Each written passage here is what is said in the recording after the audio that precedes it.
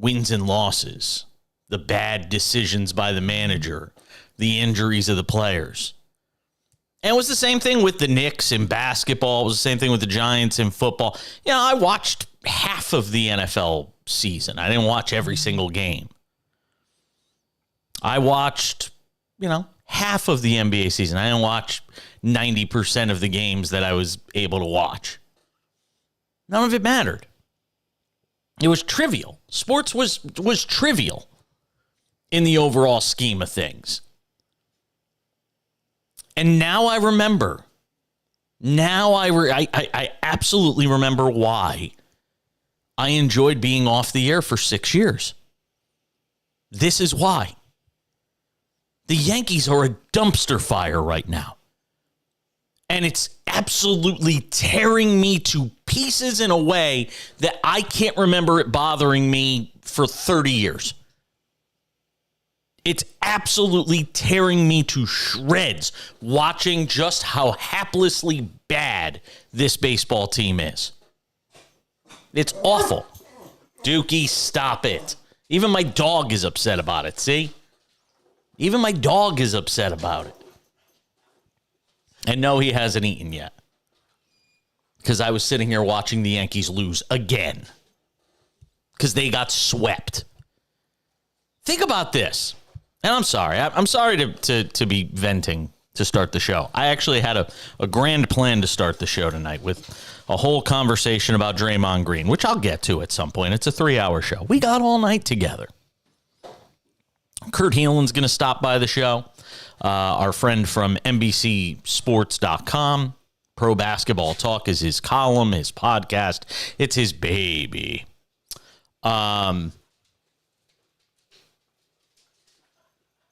But you're coming out of the All-Star break, you're the Yankees. Coming off a miserable series against the Cubs. And you're thinking, we've got the Rockies, worst team in the National League. The Angels, an absolute mess with everybody hurt except Ohtani. And then we have the Royals back in New York. We're set to start the second half. You win 8 out of 10. Before you know it, you're back in the AL East race. You're running away with the first wild card or the second wild card. Life is good. And then you lose the first game to the Rockies. You win the second game of the series. Then you lose a heartbreaker in extra innings on Sunday. Now you get swept by a team that could barely tie its own shoes outside of Ohtani. You get swept by the Los Angeles Angels, who are considering selling off the biggest piece of real estate in professional sports in Shohei Ohtani.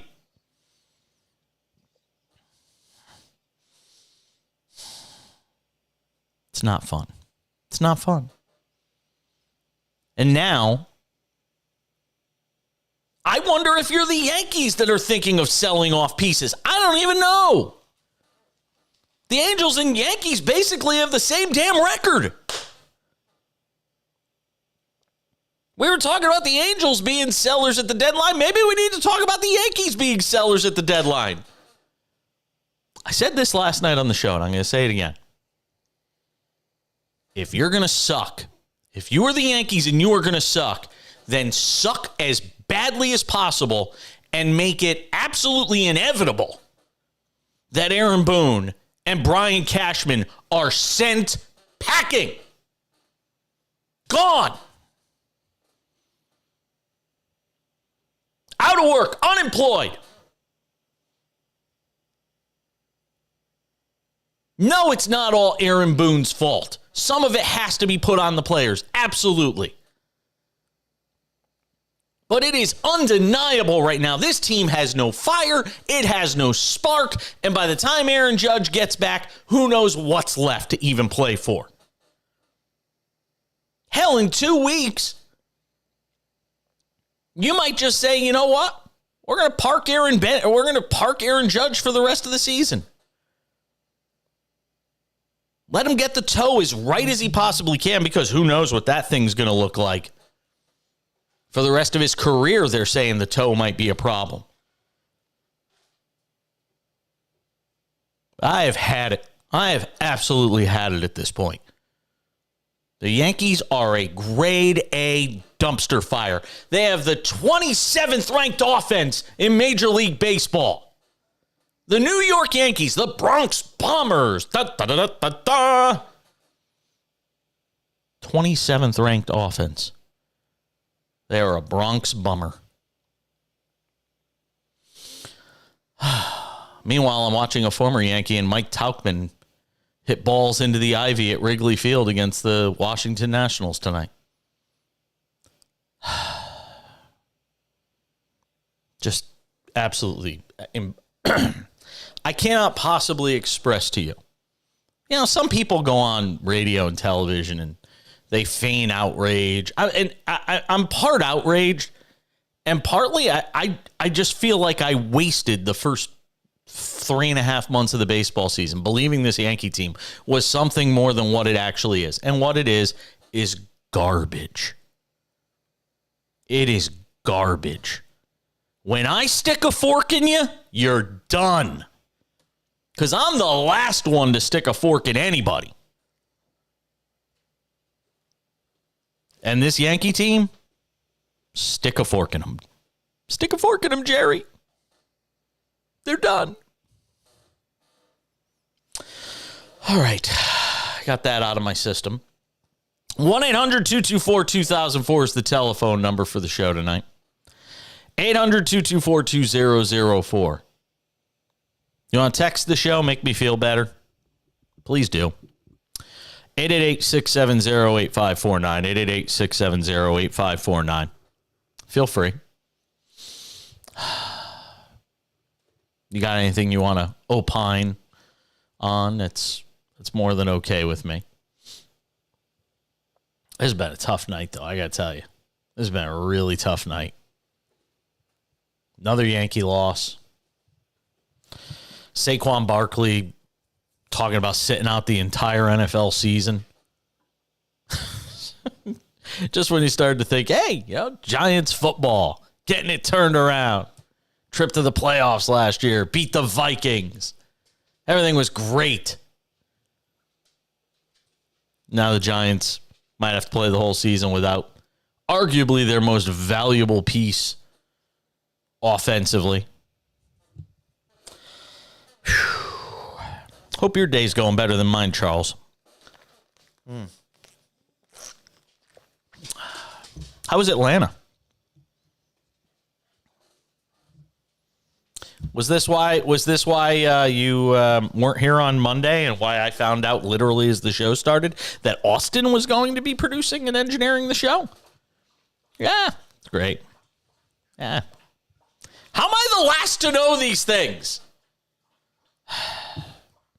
What airline screwed you? Oh, you flew Frontier? What are you expecting? You might as well fly T-Rex Air. I mean, come on, man. What are you expecting?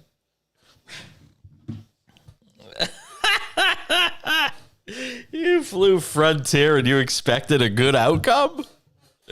My sympathy quotient for you waned. You went cheap. You know? Hire monkeys, you get peanuts. You know the old saying? Or is it hire monkeys, you get bananas? I don't know. We're coming back.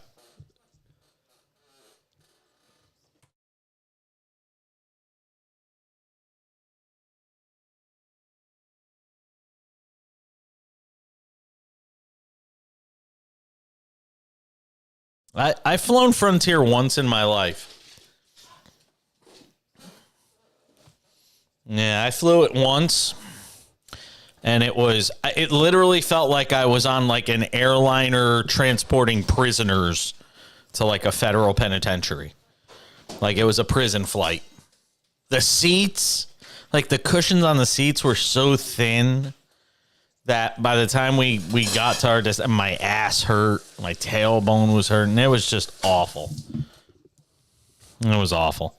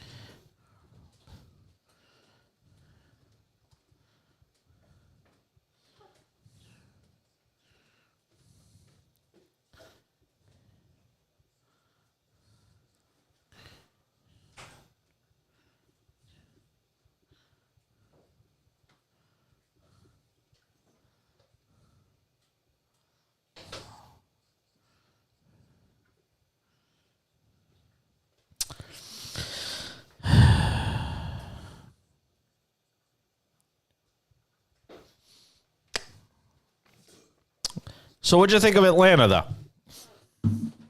Yeah. I've never been to Atlanta, so you'd know more about it than I would, actually. Really? I thought Atlanta was big. Huh. Yeah, I guess not. Houston's like a top 5 market. I forget. Houston's really big.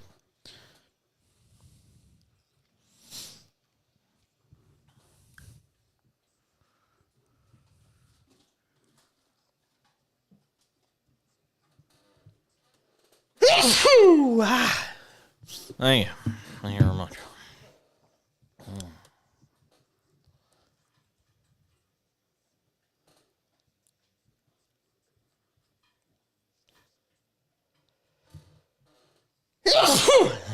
Ooh.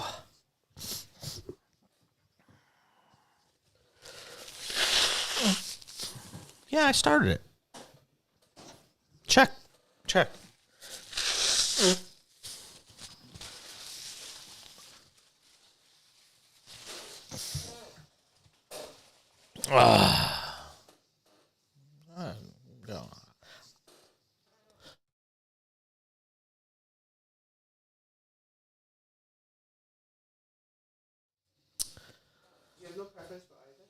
Go, eat one, whatever you want. Eat. Enjoy.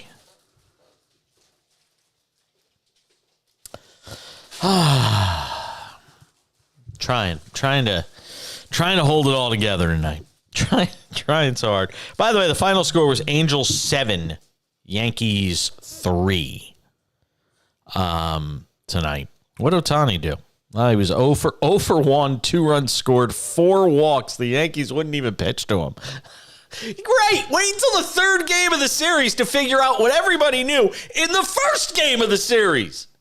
You don't pitch to him. You treat him like Barry Bonds. You treat him like Aaron Judge late last season. You just don't pitch to him. But it's great to figure it out in the third game of the series. This is why Aaron Boone has to go bye-bye. Bye-bye.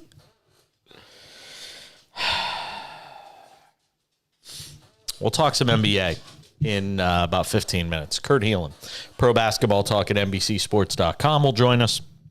We'll get some thoughts with him. Coming up an hour from now, our good friend Nick Ferguson stops by the show.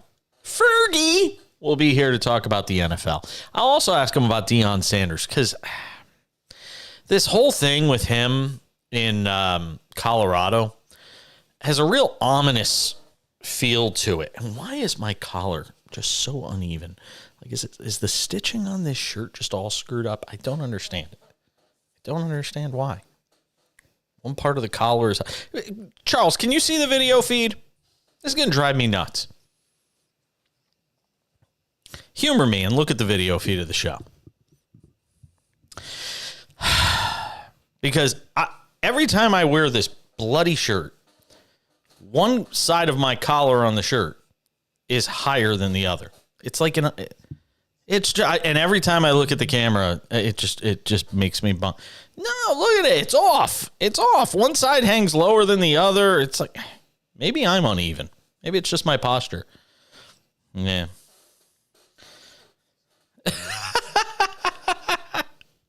It's just the worst. I'm having a bad day. I'm having a bad week.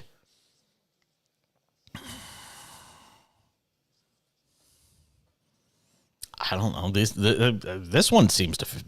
I thought it fit me fine, but tonight I'm noticing this unevenness in the collar, and it's bothering me. So we'll talk some NFL, and Deion Sanders has to have surgery.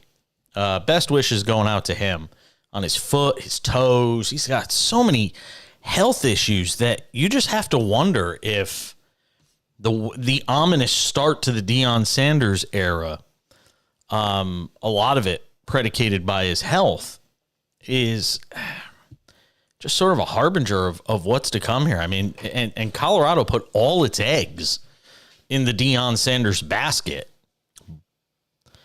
And I don't know. We'll talk about it with Nick Ferguson. It's an upsetting situation because you got players that went there and left to go play for him, and then he exiled some other players that were on the team last year, which was a terrible team. And feels like everybody might lose out on this thing. It just feels like year one is already starting behind the 8 ball. Anywho, Draymond Green is finally talking quite a bit about, of course, because Jordan Poole is gone now, everybody gets tough. Everybody's a tough guy once somebody gets traded, or once a manager gets fired, or once a coach gets fired. Everybody becomes a tough guy then. You hear it all the time in sports, and anywhere in sports, you get this. Manager, player, trade, firing, no matter what it is. Everybody all of a sudden gets real mouthy once somebody's gone. You know, Draymond Green didn't say a word after he cheap-shotted Jordan Poole and set the Warriors' season spiraling downhill before it ever began. But now he's got a lot to say as it relates to Jordan Poole. Now he's got a lot to say about why he sucker punched his teammate, Jordan Poole, before the season started. And Draymond, one of the quotes that's coming out of this interview podcast thing he did was, "I don't just hit people." No, I've seen the video, Draymond. You do just hit people. Dialogue, of course, happens over time, and you usually ain't just triggered by something that fast to that degree. This is a team. You know what I'm saying? Ain't nobody on my team triggering me in an instant. We know stuff you don't say amongst men. Oh, there's that toxic masculinity when you're looking for it, huh? There it is. We know things that you have to stand on. Have the dump button ready in case there's swearing in this, Charles. I don't just hit people. Dialogue, of course, happens over time, and you usually ain't just triggered by something like that fast, right, to that degree. You know what I'm saying? Like, this is a team. You know what I'm saying? Like, ain't nobody on my team triggering me, in an instant. We know stuff that you don't say amongst men. You know what I'm saying? We know things that you have to stand on. No. Absolutely not. The dude was your teammate. The guy was your teammate. And you sucker punched him. You were selfish. You put yourself ahead of the team. And the amazing part in all of this to me is still, when push came to shove, or punch in this case, the Golden State Warriors still go ride or die with Draymond Green, who's on not just the back 9 of his career, he's down to like the last few holes of his career. And they still chose him. And then they went and got even older with Chris Paul. And they're going to make one last run or walk really fast because these guys are that old. It's just amazing. And of course, after the Warriors were eliminated by the Lakers in the Western Conference Finals, even Steve Kerr said Green's punch of Poole had a negative impact in the locker room. Oh, no spit. No spit, it didn't. I can't say the other word, so I'll say spit instead. Wow. I needed Steve Kerr. Boy, oh boy, I needed Steve Kerr when the season was over to tell me that. Anytime some trust is lost, that it makes the process much more difficult. So in other words, you blame Draymond Green for the season going bad. He already arguably lost you an NBA championship against the Cavaliers several years ago, and yet you still are bringing him back at a huge number to average 7 points and 9 rebounds a game and play defense when he feels like it. God. Listen, I've never rooted harder for a guy on the Washington Wizards to succeed as I will for Jordan Poole. Because I don't care what he said. Yo mama, your girlfriend, your wife, your brother, your sister. I don't care who he made fun of. Your salary, your contract situation. I don't care. That's your teammate.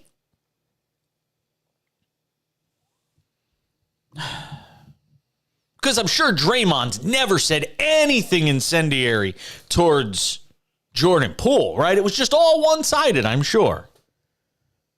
Anybody who's watched Draymond Green in his career knows that would not be the case. Just amazing. And the Warriors just continue to be apologists. And listen, whatever happens in this upcoming season with Draymond Green, whatever the behavior may be, whatever. When he gets another, 12 technicals, all of that stuff, the Warriors reap what they sow. They 100% reap what they sow. The telephone number, if you want to be a part of the show, is 1-800-224-2004, 800-224-2004. The text line is there for you, too, 888-670-8549. 888-670-8549. You could text us from anywhere in America, anywhere at all. We read them throughout the show. A's won again tonight. They beat the Red Sox 2 straight games. 6-5. A's win it. Mets beat the White Sox tonight 5-1. Maybe the whole AL East will lose and the Yankees can gain ground or not lose more ground. The Rays lost again. Kurt Heelan on the other side talking NBA. Stay with us.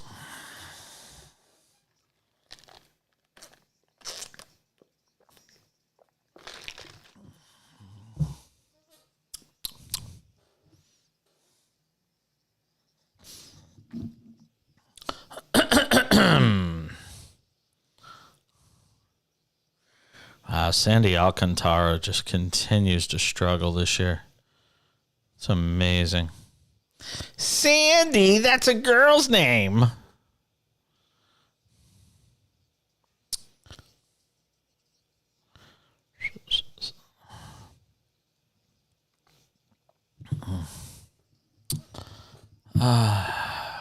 Rolling along on this Tuesday edition of the show. Always happy to.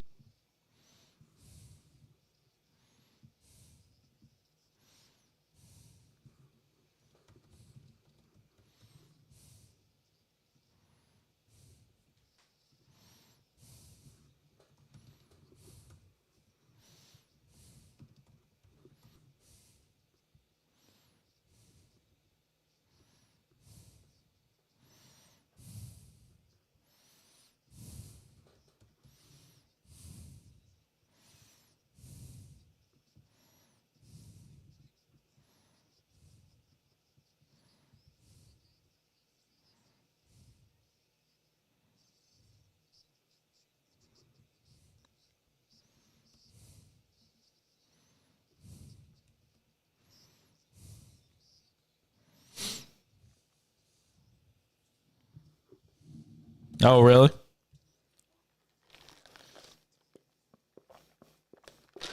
So in other words, poorly planned trip.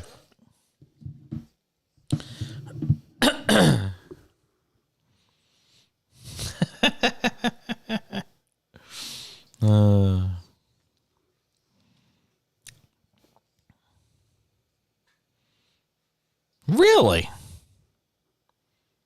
Interesting.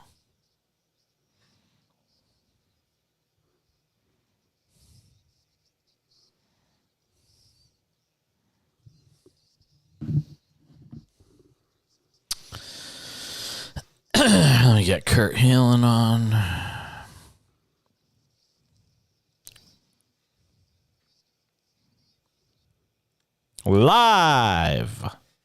Live from New York, it's Saturday night.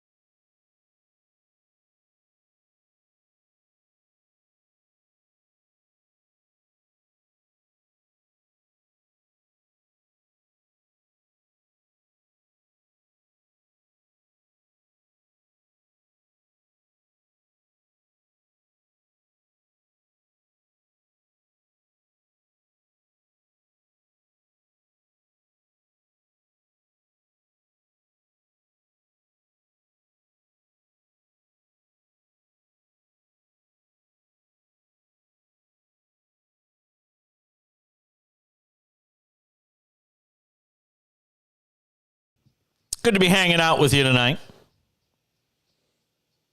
I'm lying. It's not good. There's nothing good about it. There's nothing good about it. The Yankees have taken all the joy out of this job for me. The Yankees have taken all the joy out of this job. I'm going to try and shake it off for this conversation with Kurt Heelan of Pro Basketball Talk at NBCSports.com, who joins us on the show. Can I tell you what else? It doesn't anger me to the degree that the Yankees anger me right now, but this Draymond Green stuff really pisses me off. It's like, I don't want to hear Draymond talk about, I don't just punch somebody. No, I saw the video. I don't care what he said. I don't care if it was a yo mama's so fat joke. I don't care. You don't punch your teammate in the face. You just don't. And to sit there and try and rationalize it further, just let it go, dude. Yeah.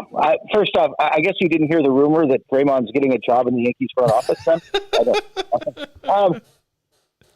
No, it's funny. I wrote pretty much the same thing today when I wrote about this, which is this whole thing is tired. And Poole handled it well. Poole gets traded, the Warriors made their choice. They're sticking with, they're sticking with their core guy. They're sticking with Draymond. They trade Poole. Poole gets asked about it by the Washington media when he gets introduced back there, and he's just kind of blows it off. Like, you know what? I'm close with other guys, and I learned a lot there. And changed the topic and just didn't inflame anything. Just, I'm ready to move on. I'm here. I want to win here. Let's move on. Draymond just cannot drop it.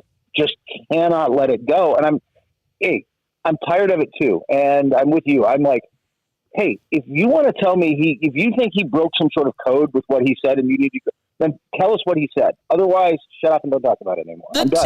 I don't care. The team chose him.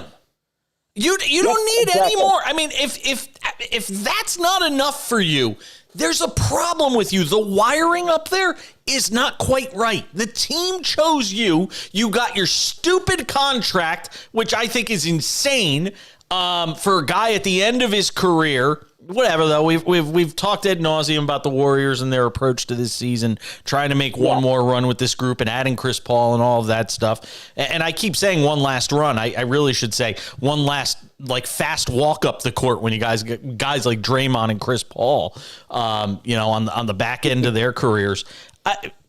Like I said, I can't imagine. I mean, even the Warriors as an organization have to be sitting there going, you know what, man, just move on. Just move on. I don't get it. There are ways to answer that question without answering that question and moving on. And by the way, Pat Bev's a buddy and of yours. You're on his podcast.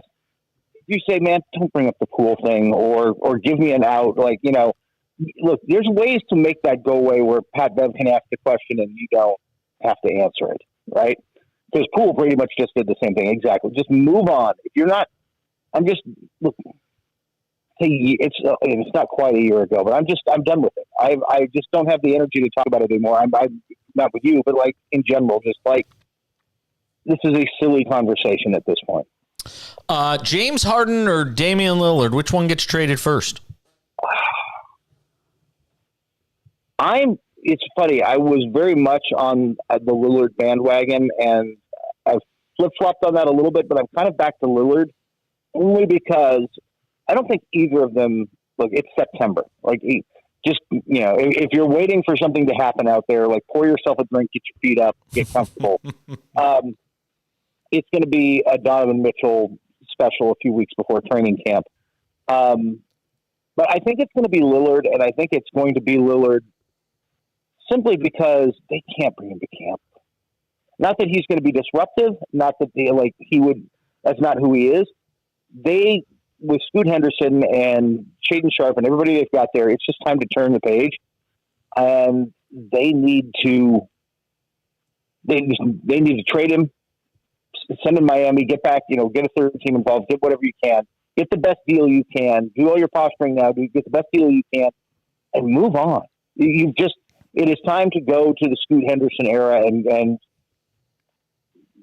you're ultimately going to send Dame to Miami anyway, because I don't think anybody else is stepping.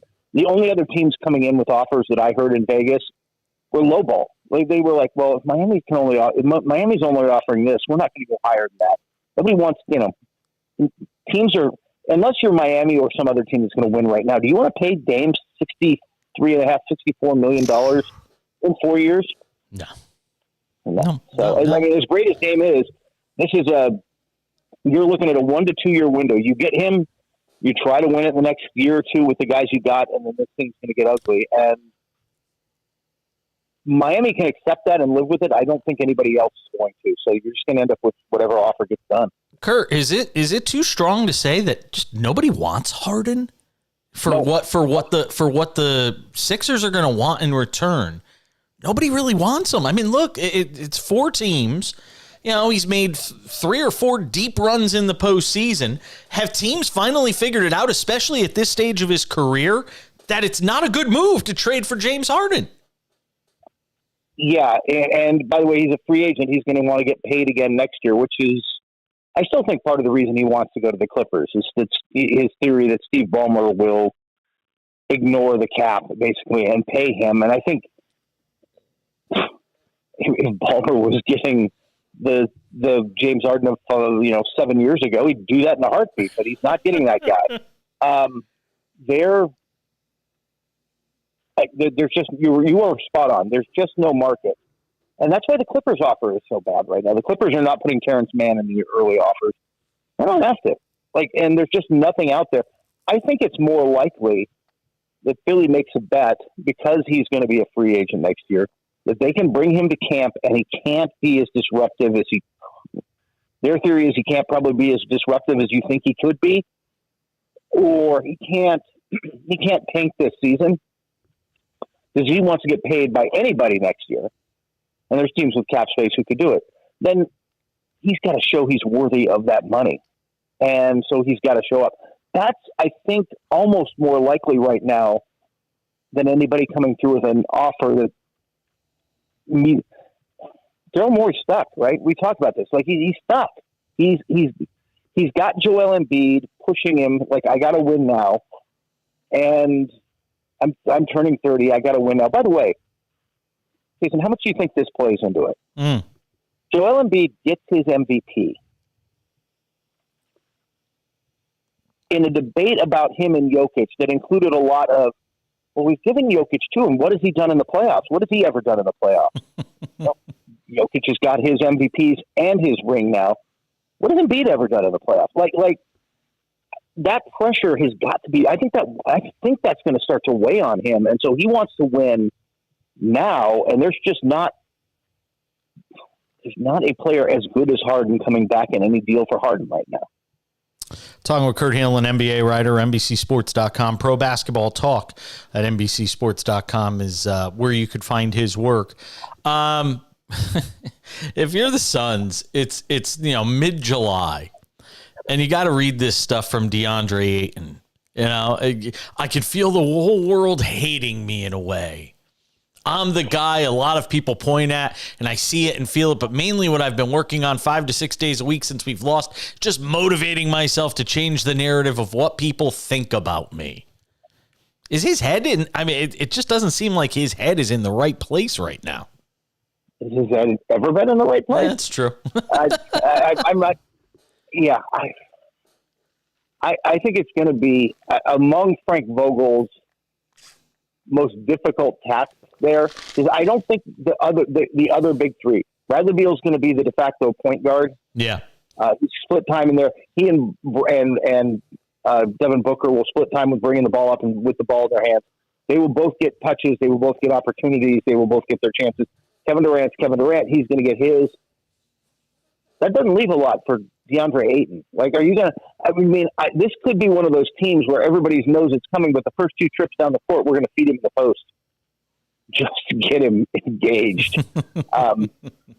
But I don't know that he's mentally in a space for accepting that he's the 4th option. And hey, we need you to defend and rebound and kind of focus on that and not worry so much about the points. We'll see. I think that's going to be among Vogel's challenges this year. Getting Ayton to play his role, I think, is going to be one of the big ones. Yeah, I'd be shocked if he finished with that team. I'd be shocked if he finished the season with that team. I wouldn't be surprised. The frustration I know that there was a lot of Monty Williams and DeAndre Ayton stuff out in public. I'll just tell you, that was not just Monty in that organization. And obviously Ishbia is there now and things, there have been some changes, but the frustration level with Ayton wasn't just a Monty thing. Yeah. Kurt Heelan, Pro Basketball Talk at NBCSports.com is where you can find him. Thank you, my friend. Good to talk to you. We'll do it again soon. I look forward to it. Take care, buddy.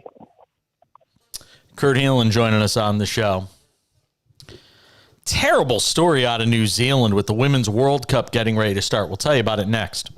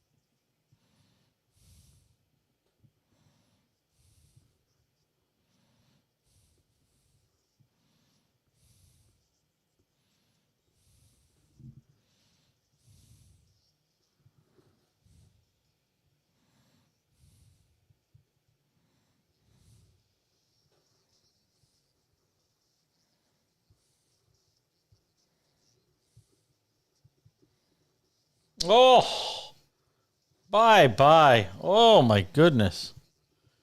Luis Castillo just getting lit up like a Christmas tree. 2-0 Twinkies. Yeesh.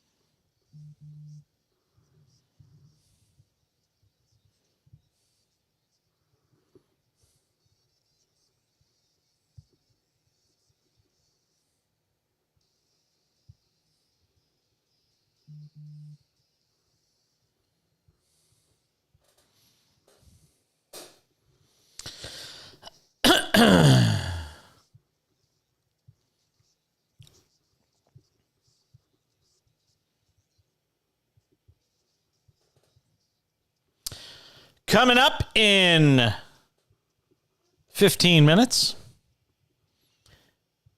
one football team has a giant potential problem on their hands. You like the play on words there? Giant potential problem on their hands. We'll get to that in the next hour of the show.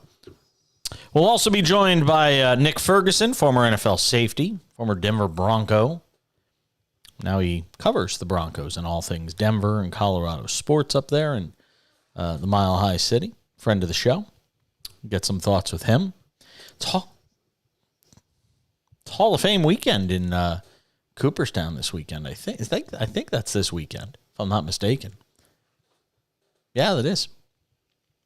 Hall of Fame induction weekend. That's a bucket list item for me, is to get up there during induction weekend. I've been to the Hall of Fame twice, but I've never been for an induction weekend.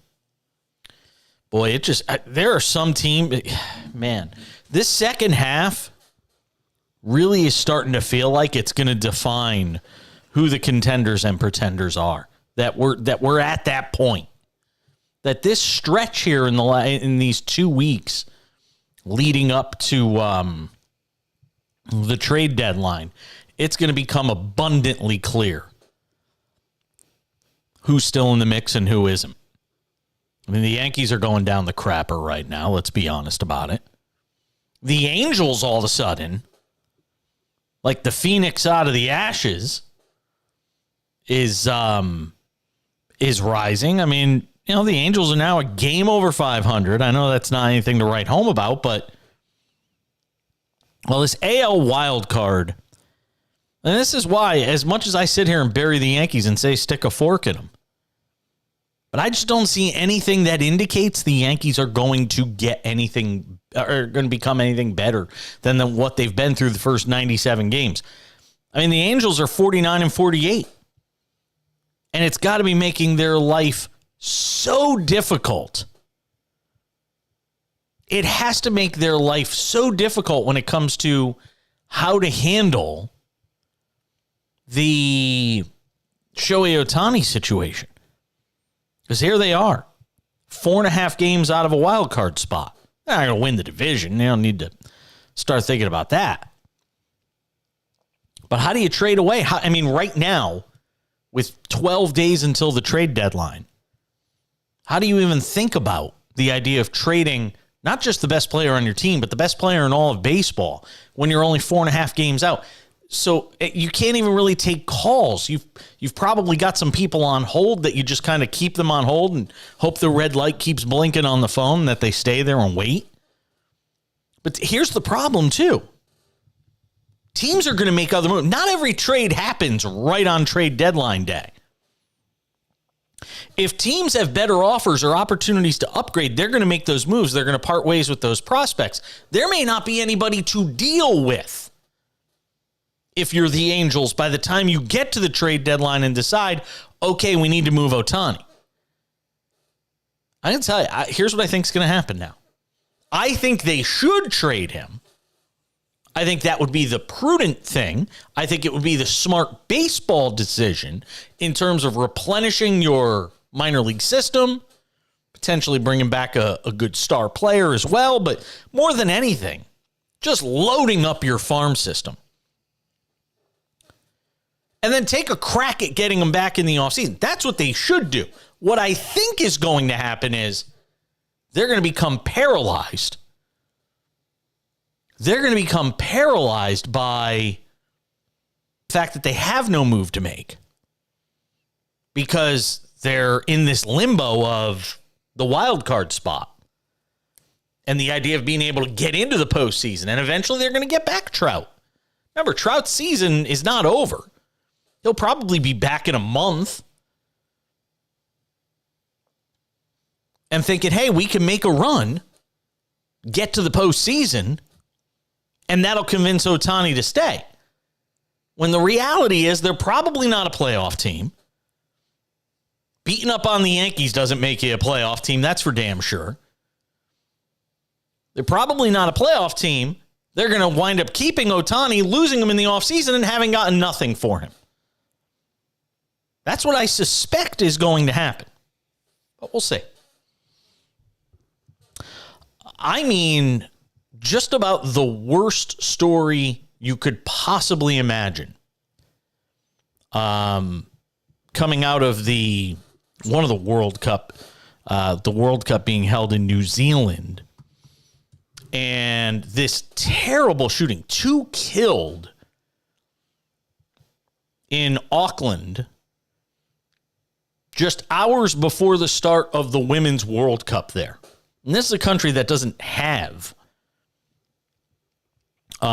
major gun violence issues anymore. They basically banned guns there after the Christchurch shooting. 2 people and the armed shooter killed, 5 people injured. The World Cup will proceed as planned, according to the country's prime minister. And that prime minister says no political or ideological motivations were identified. Awful. Just an awful story. But certainly not the kind of thing you want surrounding and kind of leading into this World Cup. Nico Horner, he hit a grand slam. Nico Horner, grand slam. Cubs 8, Nationals 3 at Wrigley Field tonight. Now, Nico Horner's a guy that, when he came up 3 years ago now, he was projected to be a big star for the Cubs. He was going to be a big piece of the future for the Cubs. He struggled in his rookie season. I'll tell you what, he's gotten better every year. The kid's gotten better every year. Yeah, just hit a grand slam. Cubs still trying to hang around in that wicked, mediocre National League Central. Well, just a terrible story out of New Zealand, which is being co-hosted by Australia and New Zealand. You got something to tell us? Hit us up on the text line at any point throughout the show. 888-670-8549. 888-670-8549. You could hit us up on that text line. Also, if you're not following on Twitter, make sure to do it at the back page. We're waiting for Twitter to activate the subscription link for my Twitter feed. We had it. We thought a couple of weeks ago that the Twitter subscription, which was going to bring about the launch of a new weekly show that only subscribers could get, all sorts of great giveaways that we were planning. Well, all of it's on hold because we're waiting on Twitter. I sent Twitter an email. I said, hey, can you activate my subscription page, my subscription link so that my followers and listeners of my show, they could subscribe and get some special member-only deals, subscriber-only deals, all this stuff. What did I get back from Twitter? They said, we'll get to you in the order in which it was received. That's what I got. So I'm waiting on Twitter. I'm sorry for those of you. A lot of you have asked, what am I doing with the Twitter thing? And I'm just waiting. That's all I can do. Twins lead the Mariners 3-0 tonight. The Mariners have 1 hit. I'm telling you, there's going to be some big changes around baseball on a lot of teams. Like I said, if I'm a Yankee fan right now, I am rooting for it to get as bad as it possibly can get. If I'm a Yankee fan right now, don't root for mediocrity. No, you want the Yankees to lose 15 of their next 20. Just fall out of it. Seal Aaron Boone's fate. Hopefully Brian Cashman's fate. Just clean house, baby. I'm telling you, if you're a Yankee fan, that's what you want to root for right now. Next hour of the show starts in just a few minutes. We'll talk about a giant problem in New York for one of the football teams there. I'm also going to, I kind of confessed it last night on the show, but we'll get to it in the next hour of the program. We'll also be joined by our good friend, the one and only Nick Ferguson, former NFL safety, Denver sports radio host, former Bronco. Get some thoughts with him on the giant problem that is brewing in New York. He's a former player, so I have a feeling I know whose side he's going to fall on. All of that, a whole bunch more coming up in the next hour of the Cash In. I'm Jason Page. Good to have you with us on this Wednesday night on SportsMap Radio.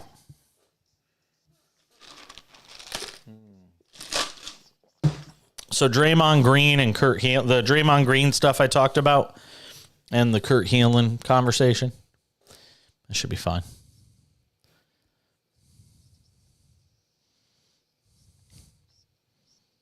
Actually, the Yankees stuff, too, that I started the show with. Yeah.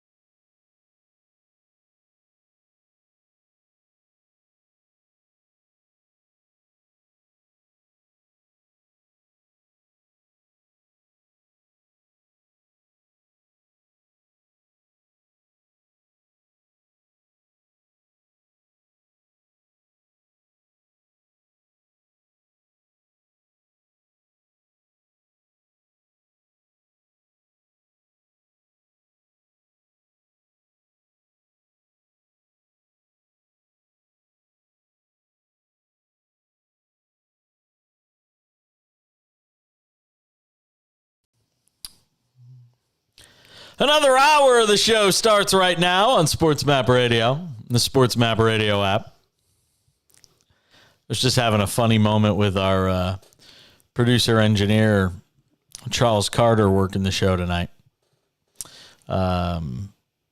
Wife number 2, as we like to say. Hey, there's nothing wrong. There's nothing wrong with being number 2. Nothing wrong at all. Just watching this Saquon Barkley thing. I used to so there used to be this funny thing that would happen. So when I my first year at Sirius Satellite Radio was 2003. This is when most people barely even knew what Sirius was, right? So 2003, I'm working for Sirius Satellite Radio before they became Sirius XM. And I was one of the morning show hosts. It's the one time I really stepped out from sports. And especially at that point in my career where I was really fully engaged in sports and some news and things like that. And I was a morning show host on a gay themed talk channel that Sirius had. It was called Sirius OutQ. And I was 1/3 of the morning show. And we'd walk around the halls. Like, the show launched in, like, I don't know, April or May. And again, this is like the infancy of Sirius. Like, when the biggest stars on Sirius that they would go and pay for were like Dee Snider from Twisted Sister or Pamela Anderson or, you know, things like that. Long before Stern and all the big names that you hear that are there now. And we'd do the morning show, and we were like, man, this morning show is great. It's funny, blah, blah, blah. We all thought we were the greatest thing in the world. And we'd walk down the halls, and we'd run into, like, executives from the company. And we'd be walking down the hall, and they'd go, hey, heard your show this morning. And then they'd just keep walking. And we'd all look at each other like, well, they heard the did they like it? They would never say if they liked it. They'd just walk by and be like, hey, heard the show this morning. Just give you a nod and they'd keep walking. Don't just give me that. You know, tell me, did you like the show or not? We never knew. We never knew if our bosses liked us, liked our show, had no idea. Did that for a year, and then I went back to doing sports. It was fun, though, for a year. I just had that kind of moment with Charles Carter, our producer. Because we were talking about, I don't want to go into the whole thing, but we were talking about, you know, who makes the best promos on SportsMap Radio, which producer makes the best promos. And I was like, oh, I know who makes the best promos. And then it got really quiet on the other end, and I think Charles was waiting for me to say, who makes the best promos on the network? And I never finished. I just said, oh, I know who makes the best promos. I just left him hanging there, waiting to see what I was going to say. Do you think you know my answer? Who do you think I think makes the best promos? Who do you think that I think makes the best promos?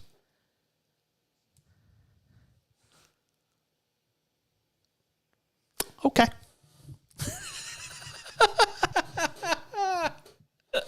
Okay. That's what you think. I said that's what you think.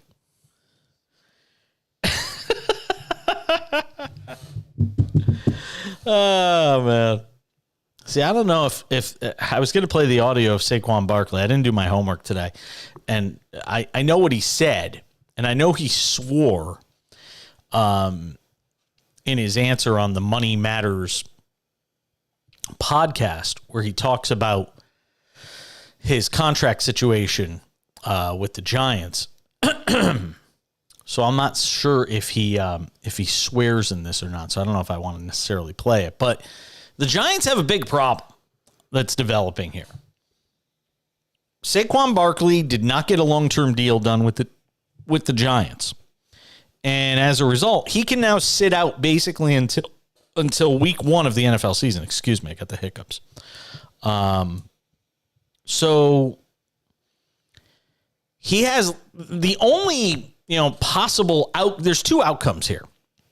He comes back and plays on the franchise tag because now he can't get a long-term deal, so he's going to get whatever $10.2 million, $10.091 million is what he would play this season at. So he comes and plays at that number. He sits out the entire preseason training camp. He's definitely not going to report for the start of training camp. The other possibility is, and remember, when this offseason started, we were thinking the big holdout of 2023 could be Lamar Jackson. Lo and behold, it might wind up being Saquon Barkley. Because Barkley on the Money Matters podcast suggested that the only leverage he has is to potentially hold out, is to sit out the season. All right, have the dump button ready there, Charles. We're gonna hear from Saquon Barkley here if he swears. Given that ESPN has the audio, I'm guessing they would bleep it out, but you never know. Here we go. No worry about going on a football field and knowing that I'm not playing for my worth, or saying if I have to play under, because this is my leverage. My leverage is I can say F you to the Giants. I can say F you to my teammates and be like, you want me to show you my worth? You want to show you how valuable I am to the team? I won't show up. I won't play it down. And that's a play I can use. Anybody knows me, knows that's not something I want to do. But like, it's something that crossed my mind. It's like I never thought I would ever do that. But like now I'm in a point where it's like, Jesus, like I might have to take it to this level. And like, am I willing? Am I prepared to take it to the level? I don't know. I got to tell you, I still don't think he does. I still don't think he holds out. I think he grits his teeth and bites his tongue, or maybe doesn't bite his tongue. But I find it hard. And this is, some of this is New York. He will become public, whether anybody likes it or not, whether it's fair or not, whether the running back system, the running back salary structure is broken or not, all of that. Whether any of that is true or not, he will become public enemy number one in the city of New York, in the New York sports media. He will become public enemy number one if he makes the decision to drop out on this season. He will. He will supplant Aaron Boone and Josh Donaldson and Brian Cashman as public enemy number one. Those guys will be smiling ear to ear because Saquon Barkley will take all the heat off them, because if he does not report this year, the Giants are not a playoff team. I'm sorry. You can give me all this stuff about running back depth and, you can go get somebody else. You can give me all that crap you want. Without Saquon Barkley, the Giants are a 500 football team at best. At best. And that's why I think he reports ultimately. I don't think he ultimately makes a decision that he knows is going to impact so many other people. And it's not like he's getting, we're talking about a guy that's still going to make 8 figures this year. 8. $10 million, almost $10.1 million this season for Saquon Barkley. And I get it. It's not 13, 14, 15, 16. I get it. And let's also remember this. If he goes the nuclear route and does not show up this year, pulls the Le'Veon Bell, this is a league that is not quick to forget. These are owners that are not quick to forget. This is a group of owners that have proven they have no problem keeping a guy out of the game for whatever reasons they deem worthy. You hear me, Colin Kaepernick? I could go through a bunch of different guys, not just Colin Kaepernick. Once you're toxic, once you've got that taint on you, it's over. And that's another thing that I think Saquon Barkley has to have under consideration as he goes through this deliberation on this big decision? I don't think there is a decision to be made. I think he'll talk a tough game. I think he'll get all the attention and PR out of it. I think he'll be able to rest up and not report during training camp and make sure his body is right for the start of the regular season. But week 1 for the Giants against whoever it is they're playing, and I don't have the schedule in front of me, but week 1 when the New York Football Giants take to the field, coming off a playoff win last year against the Vikings, a big upset in the postseason, Saquon Barkley will be on the field for the New York Giants. Mark it down, Charles Carter. 8:11 p.m. Pacific on Wednesday, July 19th. Jason Page said it. When the Giants host the Cowboys on September 10th at 8:20 p.m. Eastern, Saquon Barkley will be in uniform. Saquon Barkley will be on the field. We'll talk some more NFL on the other side. Nick Ferguson, former NFL safety, get his thoughts on Barkley, running backs, and more on the cash-in.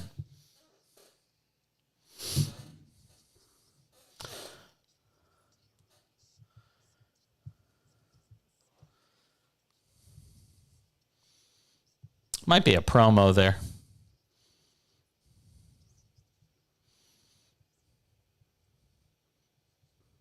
Yeah.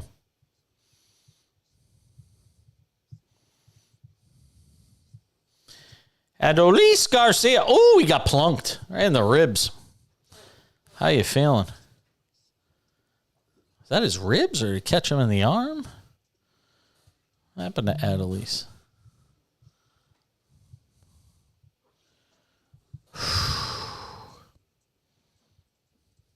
I gotta think about it. My creativity capital is running low right now.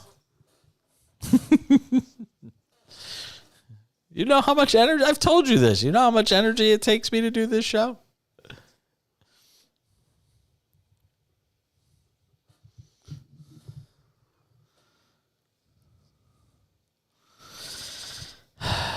Think about it. Bryce Harper strikes out after standing idle in box during entire bat in the 6th inning of Phillies loss.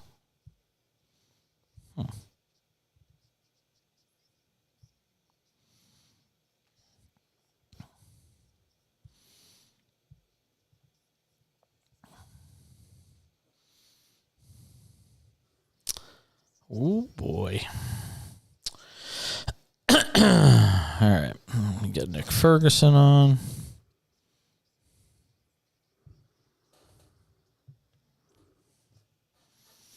Do, do, do, do, do. Do, do, do, do, do, do.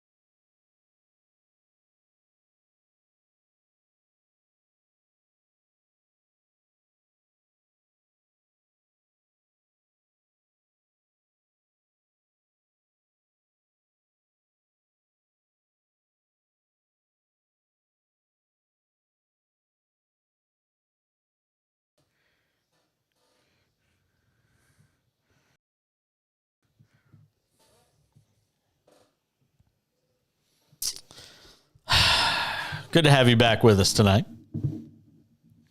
SportsMap Radio. SportsMap Radio app. I was just talking with Nick Ferguson before we came back from the break just a moment ago. And we were talking about getting haircuts. And I was saying I had to get a haircut because, my hair was getting long. And he said, "Oh, you got a haircut?" I said, "I got them all cut." And I said, "It doesn't matter how short or long my hair is, and I don't have a ton of it.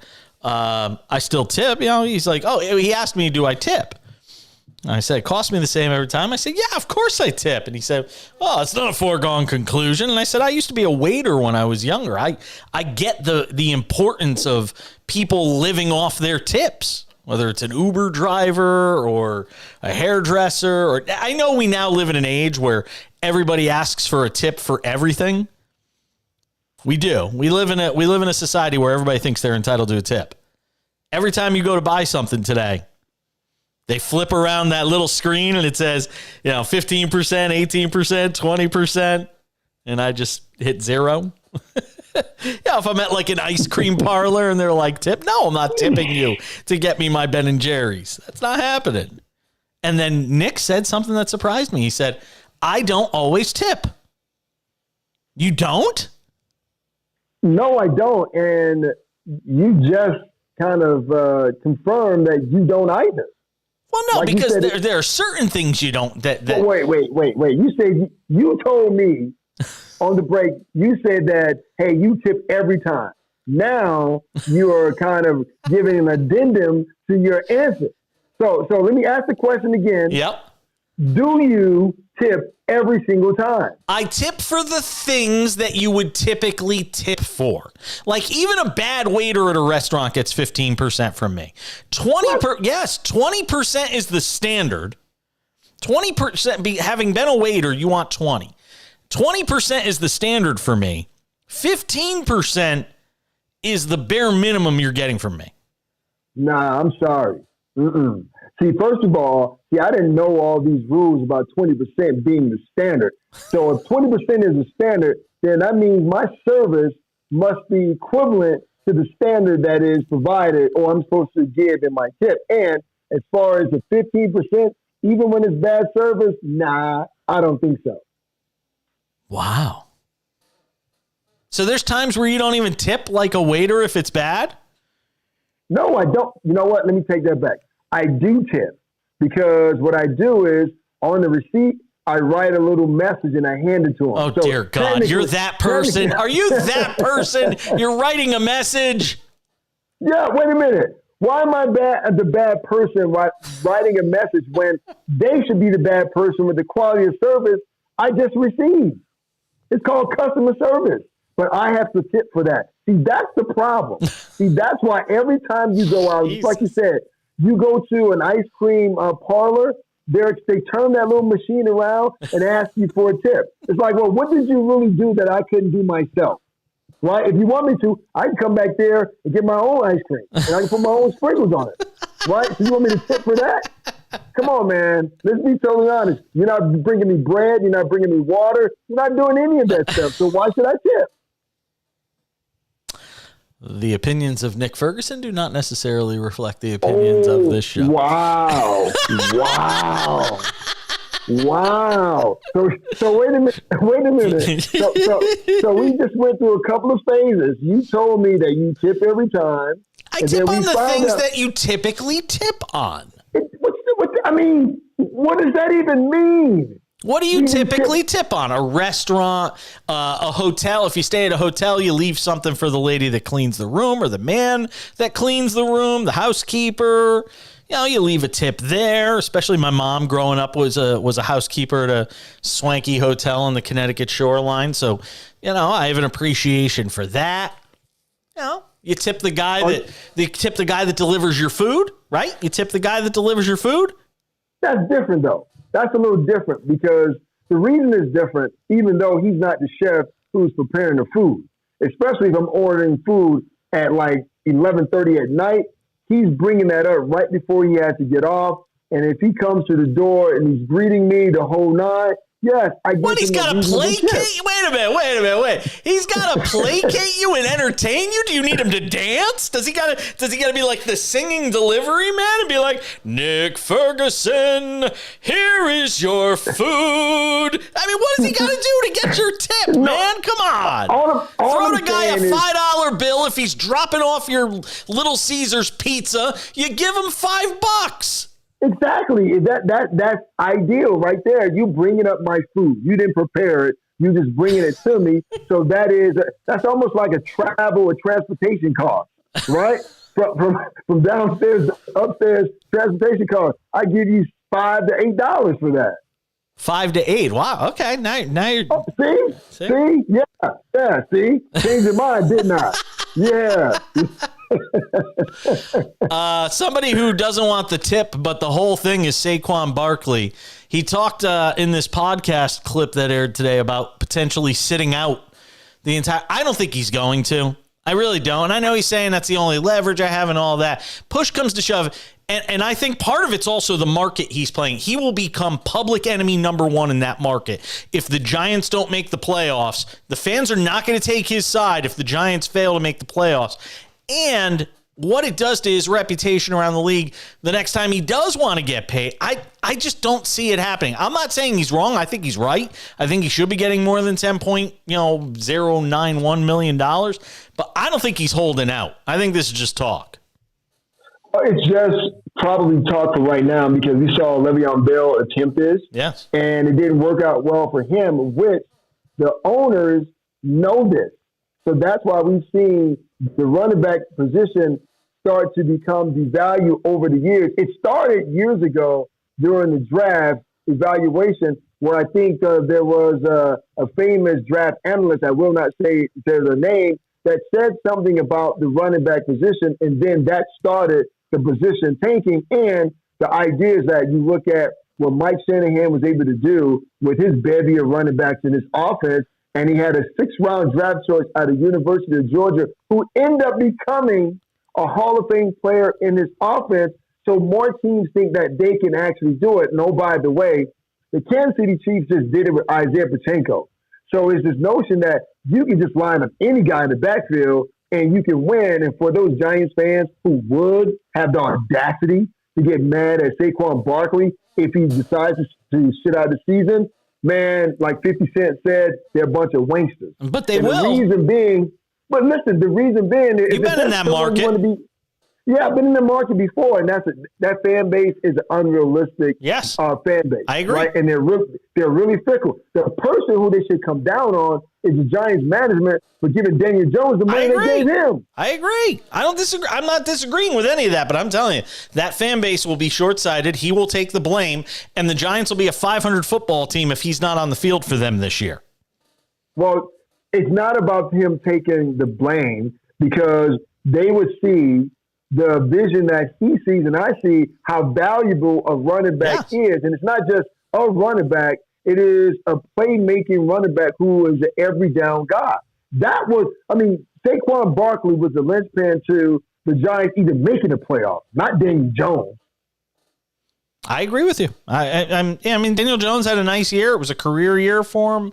But you take him out of that equation, and the results are obviously a whole lot different. Talking with Nick Ferguson, former NFL safety, joining us here on the show, the Cash In on SportsMap Radio. A quick thought on running backs in general.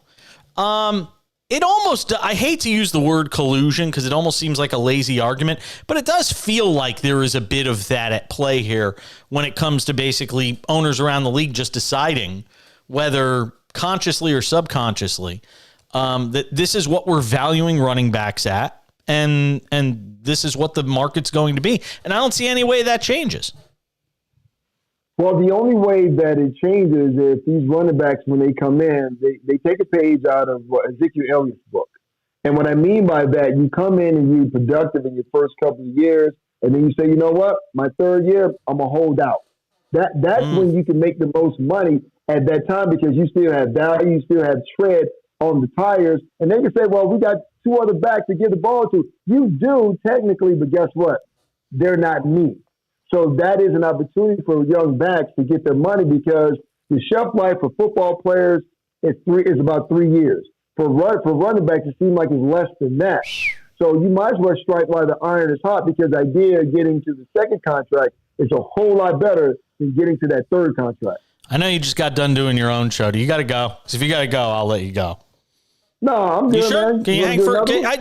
Yeah, because I didn't get to finish everything because we spent 5 minutes talking about your bad tipping habits. So Well, I'm gonna hold. feel free to give me a tip. Nick Ferguson's going to hang for one more segment. I got to talk to him. It's the cash in. We're talking football with him next. You're funny. What was I going to say? Hold on. Let me just.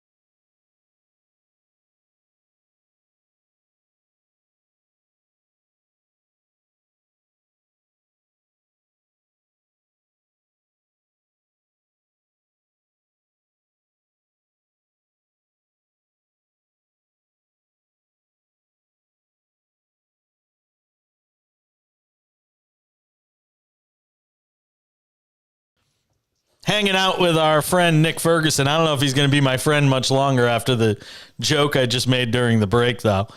We were talking about pensions in the NFL and other sports, and he was like, our pension isn't as big as, the NBA and baseball. And I said, well, play more games and you'll get more pension. My God. Come on, man. That's like not how this 16 works. games. Wait a minute. First of all, because we play 16 games, now it's 17, every game counts. You look at hockey, you look at basketball, you look at baseball. I mean, they have so many games. They could lose 30 games in a row and still be okay. And still be all right. That's why the NFL still reigns supreme. You know what it's like? I don't know if you like into mythology, but I love Greek mythology. And that's why the gods envy man, because the chef while it was man was so small, right? So it's the same type of thing. Yes. Nick Ferguson hanging out with us, a former NFL safety on the show. We were talking about, running backs around the league and sort of getting what they get or what they're not going to get. All right, prep me a little here for Broncos training camp. I mean, I don't know what the expectation level is for this team going into the season. Is it sort of a question mark? I mean, if you were to put one sort of symbol on this training camp, kind of hang it over, what if it was an emoji? What would the emoji be on this training camp coming up for the Broncos? Well, it would be an emoji with someone holding their hands up, like, I don't know. It's this right? emoji? Is it this emoji? Yes. That's my favorite emoji. That's my favorite emoji. Yeah, it's like I don't know.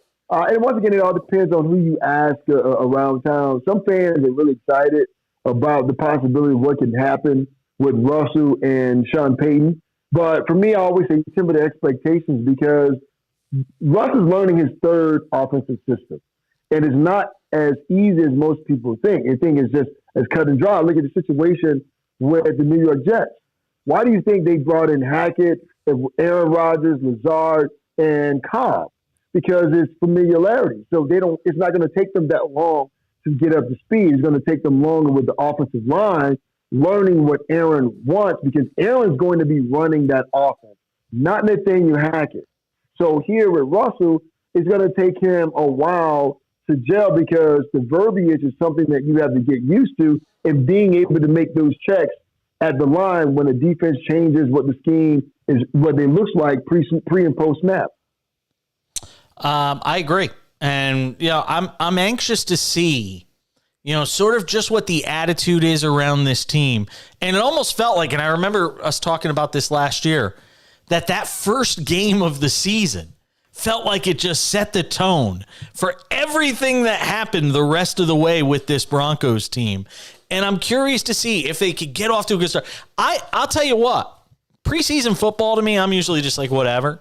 Preseason games in Denver this year, I'm going to be, those first few possessions where Russell Wilson is on the field and whatnot, I'm going to be really anxious to see what it looks like.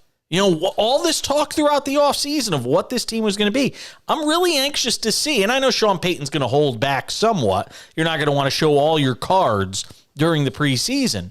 But I'm really anxious to see what it looks like once they get out on the field. Well, the one thing that you want to see is with the changes they made in the offensive line, how is that unit gelling, right? Can they really hold up and can they protect?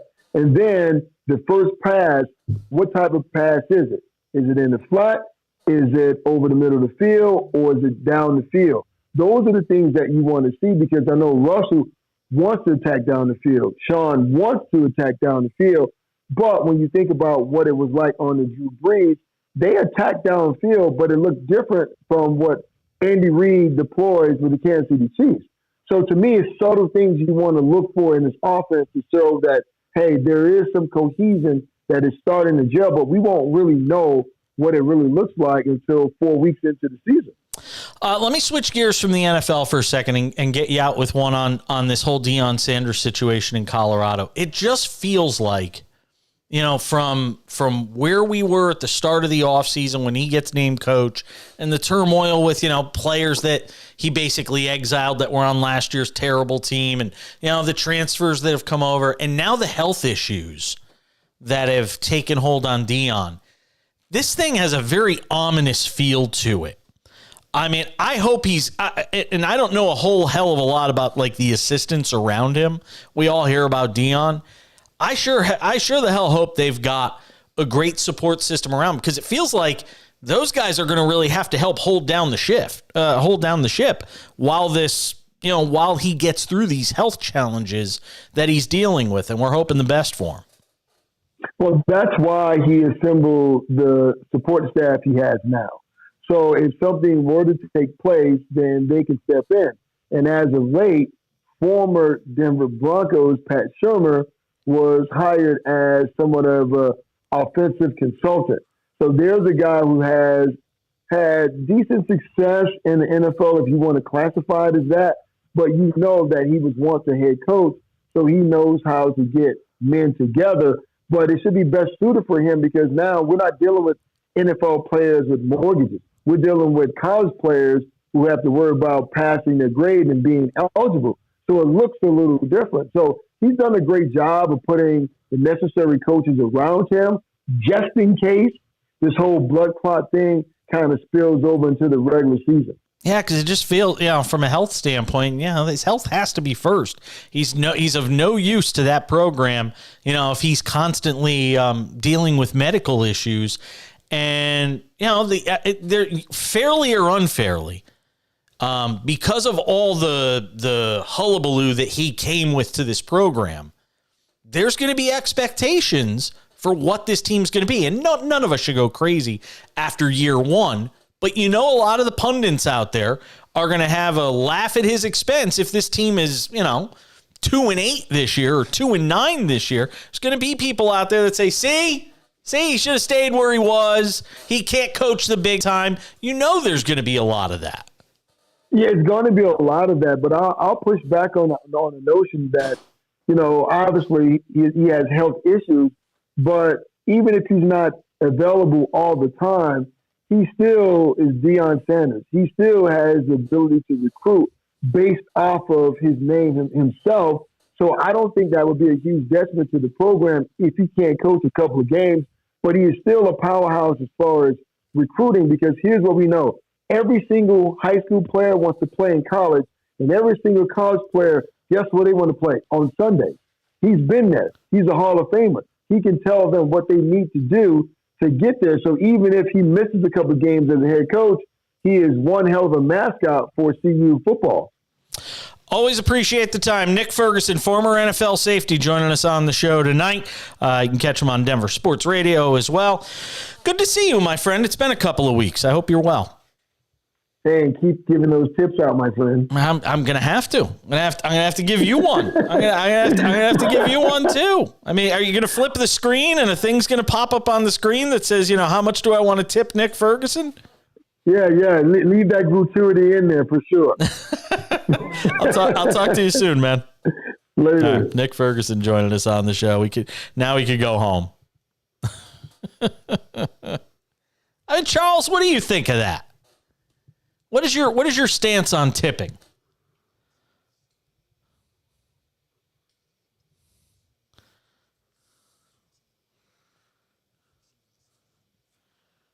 I mean, what's acceptable? Like a coffee shop should you be tipping the baristas?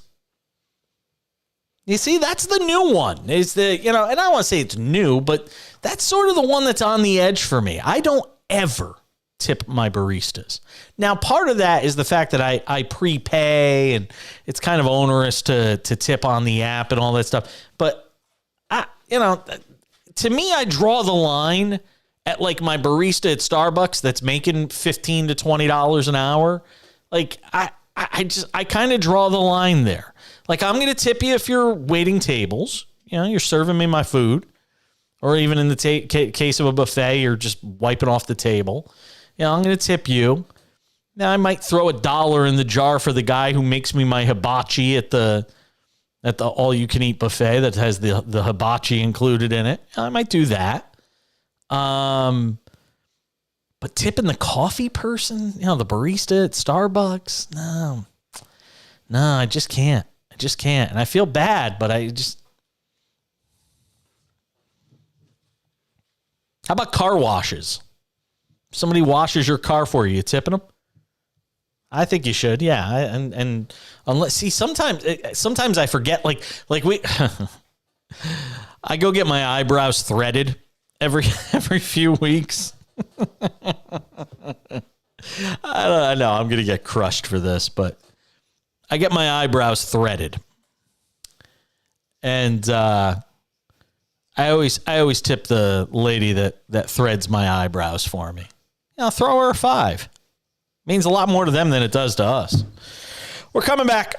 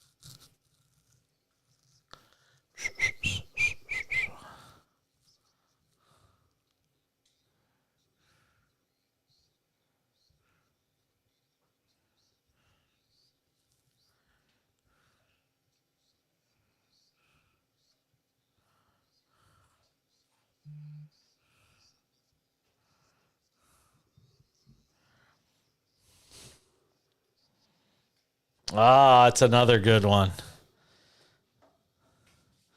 That's a good one to bring up on the air.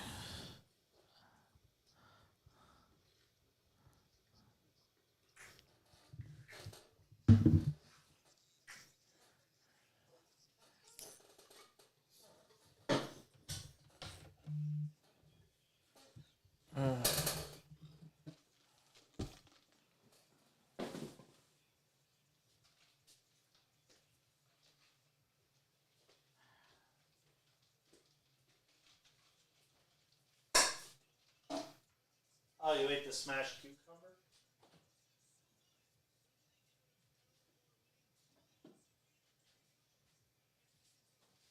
Did you eat the smashed cucumber? Did you eat the smashed cucumber?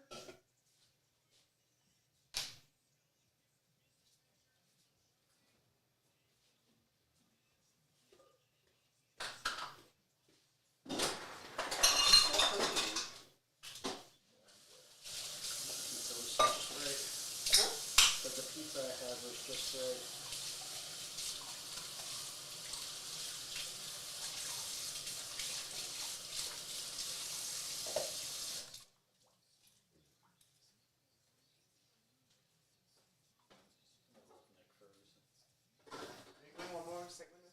No, we did 2. Oh.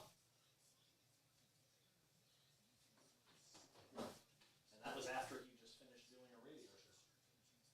What radio show? In Denver, on KOA. The big news talker out there, they do a sports show at night. Oh, that's great. So he's got a regular gig with them. I think it's just like a freelance thing. I don't think he's. Huh? Oh, he gets paid. Not a lot. It's not a salary gig. Yeah, but it's like an appearance fee. Not what? It's an appearance fee. I'll guess.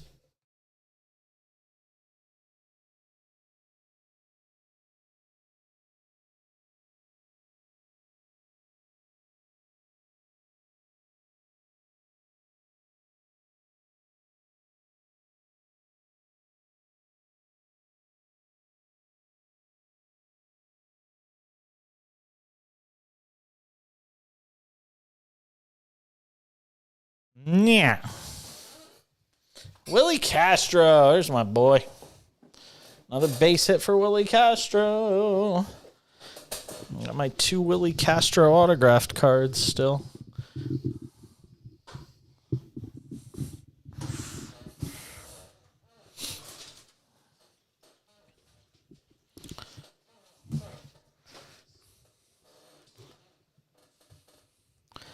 Willie Castro getting on a little heater for the Minnesota Twins, starting to swing the bat. There's a guy that I really thought was going to pan out in Detroit with the Tigers, and just never happened. And eventually they started bringing up their prospects, ran out of room for them.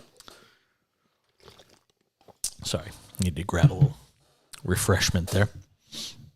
Thanks again to Nick Ferguson for stopping by the show. I wasn't expecting to do 2 segments with him, but we had so much fun in the first segment, we didn't have enough time to talk about everything I wanted to. Tipping is become a big topic on the show tonight. David in Austin, if you guys got a thought on tipping, what I'm curious to know from people when it comes to tipping is, where do you draw the line? Like, what don't you tip on that some people might typically tip on? 888-670-8549 is the number. 888-670-8549 is the number. 888-670-8549. That is the text line into the show. What do you tip on? What don't you tip on? Do's and don'ts for you. I'm curious. David, listening on 104.9 The Horn in Austin, Texas. By the way, hello to our friends in Austin, Texas. Hello to our friends in Dallas, listening on 97.1 The Freak. We love you guys there. David in Austin, Texas says, when you tip, do you round up to the nearest dollar with no cents? And when you pump gas, do you do the same? Well, here's what I'll tell you. When I tip, I try to make sure that I get the change. So if the bill is $15.41 and I want to get it to $20, then I'll tip $4.59, $4.59, whatever it would be that gets you to $20. Yeah. Yeah, that's what I do in that situation. It makes you have to do a little math, but it's okay. I'll tell you another big no-no. Do not take out your tip chart calculator. I mean, come on. You're a grown-ass man. You're a grown-ass woman. Figure it out. If I see you taking out a tip card, we're going to have words. If I go out with you and you take out a tip card, we're going to have words. I see people, especially especially here in Palm Springs, where the median age is like 65. Hey, Mort, take out the tip card. How much is 15% on $46.71 at this early bird? Well, Gert. Sorry, yeah, go ahead. Yep. Made them up. Just totally made them up. I'm creative. See, I told you I got some creativity in me. Yep, it's okay. It's okay. Here's another good one, though. P1 of P1s. David in Connecticut. Dave in Connecticut, who listens to the show. Actually, maybe now we call him Dave in Delaware. Is he officially Dave in Delaware yet? I know he's moving to Delaware. Anyway, Dave texted and he says, do you tip the guys who clean your clubs at the end of a round of golf? That's a good one. Now, when you get done with a round of golf, a lot of time, do you play any golf, Charles? Yeah, that didn't surprise me. You didn't strike me as the golfing type. I'm alone on that island on this show. But they, when you get done with a round of golf, most good golf courses in general, will have some young guy that's either in college or high school. And when you get to the end of the round, when you bring the golf cart up to to where you park the carts, there'll be a young man there and he'll say, would you like me to wipe down your clubs? There's no hidden innuendo behind this. Don't get any crazy ideas. It's not code for anything. He says, do you want me to wipe down your clubs? And he'll start wiping down the clubs. And depending on the day, sometimes I forget to bring cash with me to the golf course. So there are some days where I'm like, nah, don't bother. They're old clubs. You don't need to wipe them down because I didn't bring an extra $5 with me to tip the golf court, the golf club boy. So I don't, in that case, I don't want to be embarrassed and be like, sorry, dude, I don't have any cash on me, but thanks for cleaning my clubs off for me. So I'll just say, let them stay as they are. That's me. That's the kind of guy I am. But do you tip that guy? Usually you'll drop him a 5. If it's a really upscale course and you're paying a lot of money, maybe you pay him a 10. I don't know. Speaking of Dave in Connecticut, he's on the line. Are you Dave in Connecticut or are you Dave in Delaware yet? Dave? I don't hear Dave.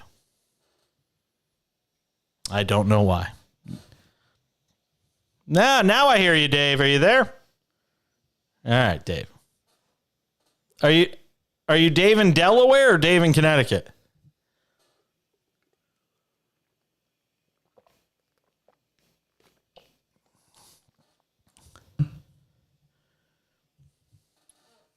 Oh, okay. So you're not moving yet. All right. Oh, okay. So you got another year. I didn't realize you still had a year before you were moving. All right.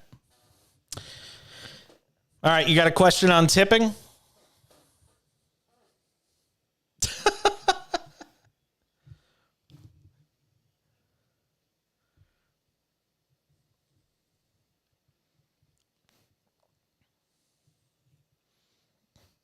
But that's subjective, isn't it? But wait a second.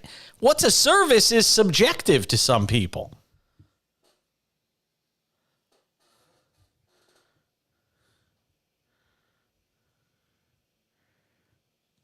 Well, because you were just getting coffee out of some dumb coffee maker. These guys are like coffee artists.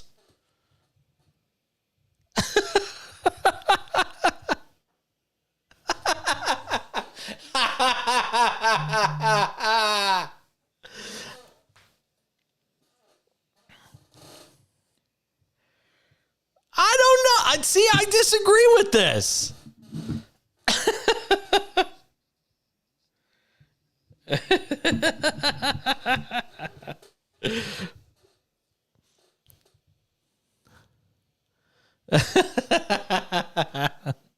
All right, fair enough.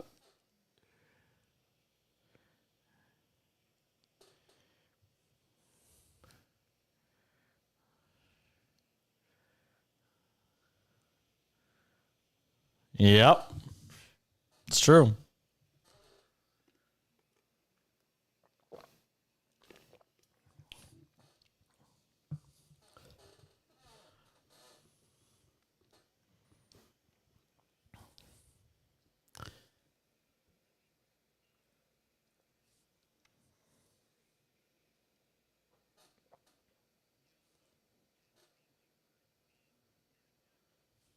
Okay.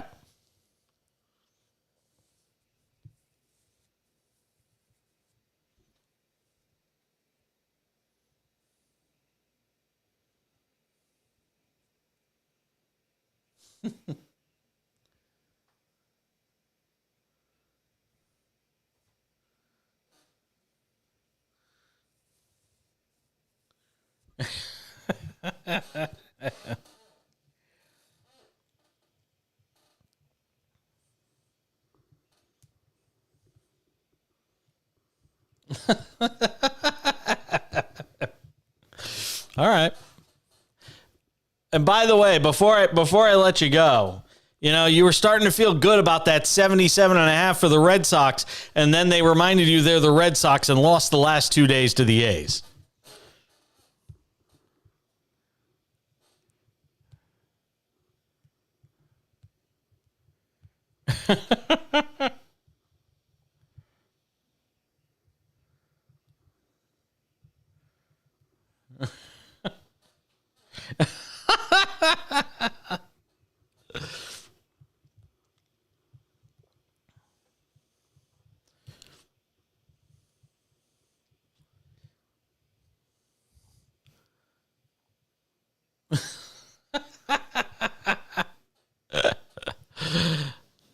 Nope. please. You're talking to the wrong guy right now. My frustration level with the Yankees, I've just about had it. I want everybody fired. I want to blow up the franchise. Like, I'm done. I am done. I have never been more, you know me. I always have some level of optimism. I have zero optimism when it comes to the Yankees. I got to go, Dave. We're up against it at the top of the hour. Thank you, man. All right. Dave in Connecticut. P1 of P1s. He's a Red Sox fan. I'm a Yankee fan. We're both miserable. We'll come back, update you on the night in baseball. And as bad as you think things were at Northwestern University, guess what? It's even worse. Watch this. Watch this. Oh, no, that wasn't it. He blew a kiss to the Angels fans. I thought they were going to show the other thing. Some guy.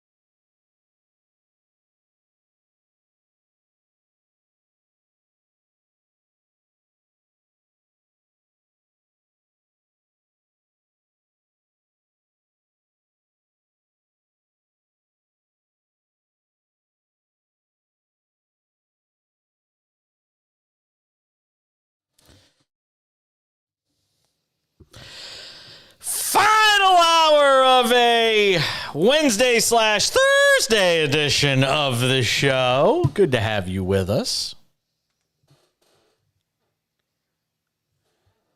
Sitting in on the Twins and Mariners.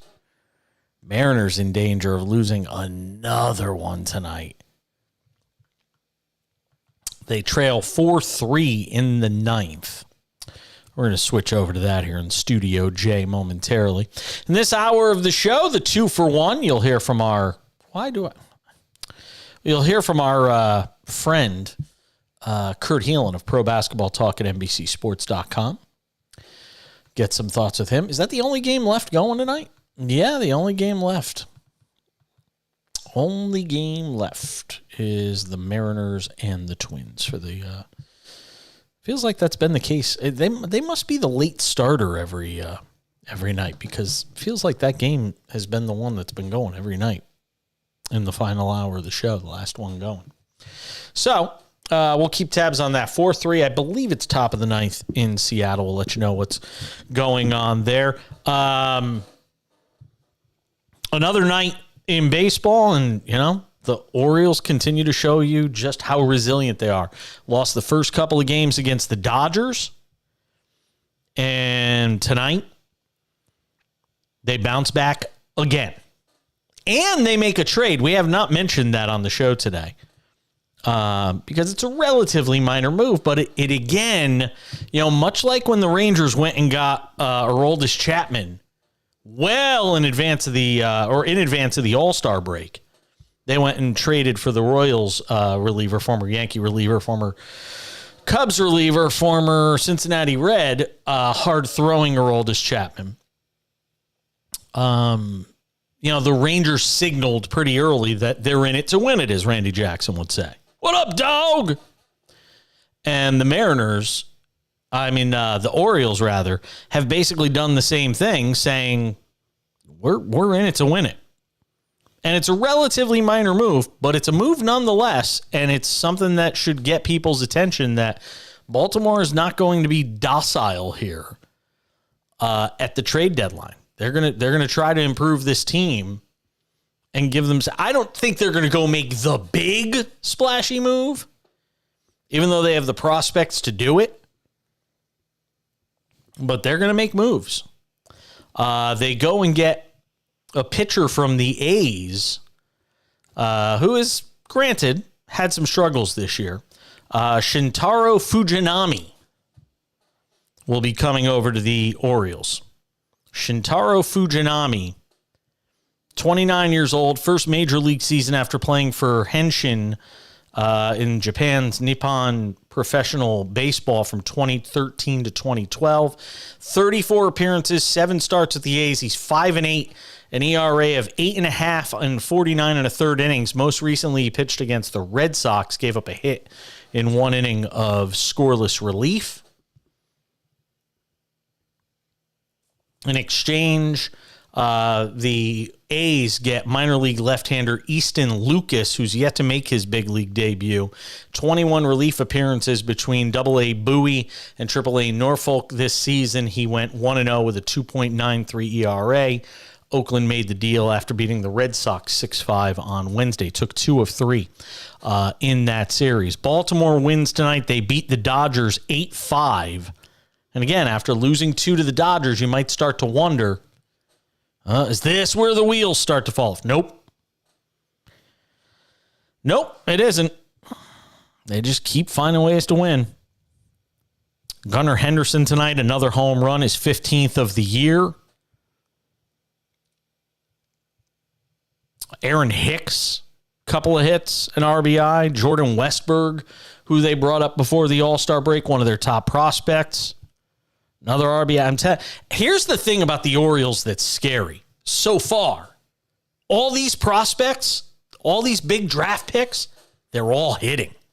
And I don't mean literally hitting the baseball. I mean, they're hitting on them. They're all good prospects. The thing about the Orioles that you have to wonder about, and I know their bullpen's been good, but their starting pitching is yeesh, ay. The bullpen for that team is going to be, the starting pitching for that team is going to be the issue. Like, they could be a wild card team or a division winner. I mean, one or the other. But they could be a team that goes out early if they don't go and make a move for a starting pitcher. Alex Kirilloff with the golden sombrero tonight, the first of his career. He's got 4 strikeouts. 0 for 4 with 4 strikeouts for the Twins tonight. What do they call it if you get 5 strikeouts? What sombrero do you get for 5 strikeouts? Do we know? 5 strike? I know. Maybe it's like the platinum sombrero. 5 strikeouts for a hitter. I'm going to look. In a game is what? Let's see. 5 strikeouts. Oh, well, we're not going to find out. Fly ball, deep left field, home run. You can't make this stuff up. Wow. Alex Kirilloff was 0 for 4 with 4 strikeouts. Twins led the Mariners 4-3 in the top of the ninth. It's a 1-run game. They got a runner on first, and Kirilloff hits a dagger, a 2-run home run, and the Twins could be on their way. Oh, boy. The Twins could be on their way to a win tonight in Seattle as a result. He goes Oppo Taco to left field. Yeesh. Twins have hit 9 home runs in this series to the Mariners 4. So Twins on their way to winning the rubber game of this 3-game set in Seattle tonight, leading the Mariners 6-3. It's just all going wrong for the Mariners. Like I said at the top of the show tonight, there's a number of teams right now. You go and look at the Mariners, it's going the wrong way. Yankees, it's going the wrong way. Over in the National League, the Marlins have hit a skid. They've dropped 8 of 10. It's going the wrong way. Where are we in the wild card in the National League right now? Where are the Cubbies? Where are the Cubs? Cubs are 7 out of the wild card. They're 7 out in the wild card, and they are, because they got a good win tonight. That's why I was looking. Yeah, they're out of it. I mean, they're 7 out in the wild card. They're 7.5 back in the division. So it's not going to happen for the Cubs this year. Got a nice win tonight, and as I said, Nico Horner hit a grand slam in that game. But it's not going very well for the Cubbies right now. Horner, by the way, on the season, I was talking about him before, 272. He's 272, 6 home runs, and 54 runs batted in. That is pretty damn good for your number 2 hitter playing shortstop, Nico Horner. Having himself a nice season, and hopefully part of the solution for the Cubs as they move forward. Well, 2 outs in the ninth. Twins lead the Mariners 6-3. We'll keep you posted on what's going on there. So it is called the Platinum Sombrero, Charles Carter. 5 strikeouts. If you go over, strike out 5 times in a game, it is called the Platinum Sombrero. The Olympic rings or Platinum Sombrero applies to a player striking out 5 times in a game.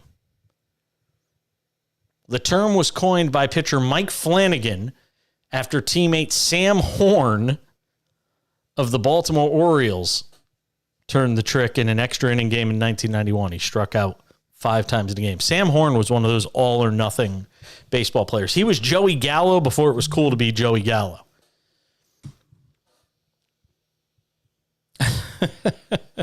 Sam Horn, let's see do we have Sam Horn? Let me see. Sam Horn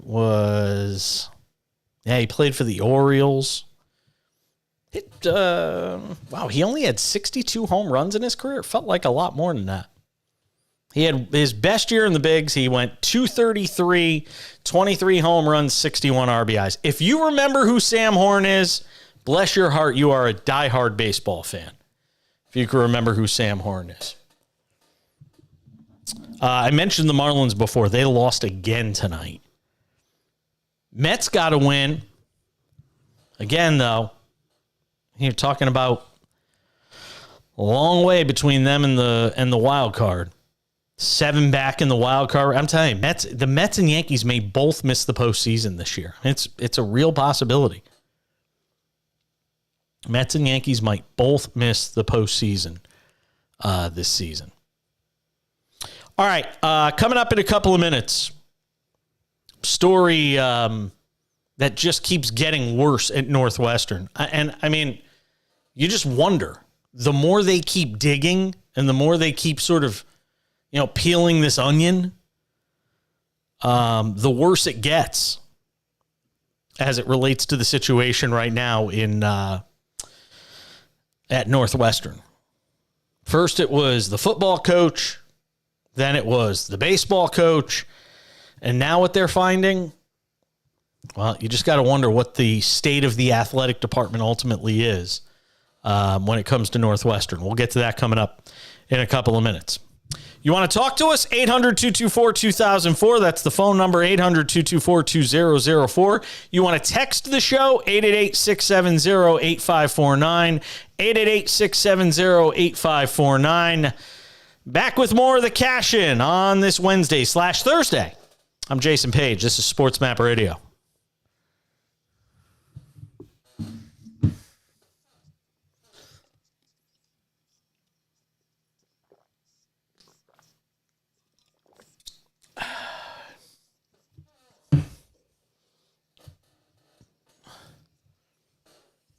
This DOG looks dead to the world, by the way.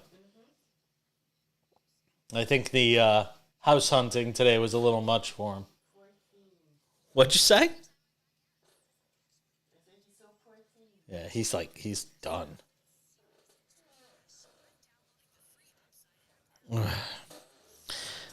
Yeah, we were hunting for places to live today.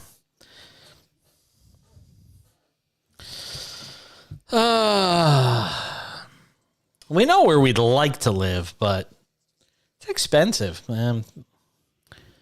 It's not cheap. Not cheap. Problem is we can't stay where we are. It's just too small. It's just where we are is way too small. Location is great, but it's so small.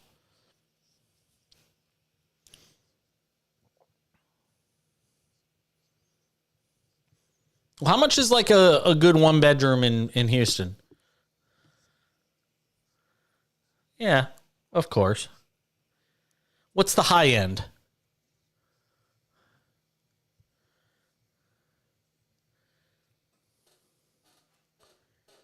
Not your high end. I'm saying what's the high end on a one bedroom? Okay. What's the low end? Wow. Jesus. How much are two bedders on average?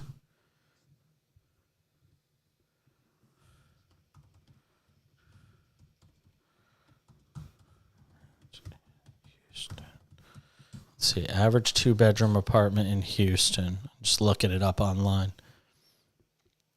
I'm curious to see how close your number is to what the official number is in Houston. Here it is. Average rent for an apartment in Houston. Well, that doesn't tell me anything. Two-bedroom apartment rentals. Here it is. Two-bedroom apartment average rent in Houston is $1,550. So you weren't far off.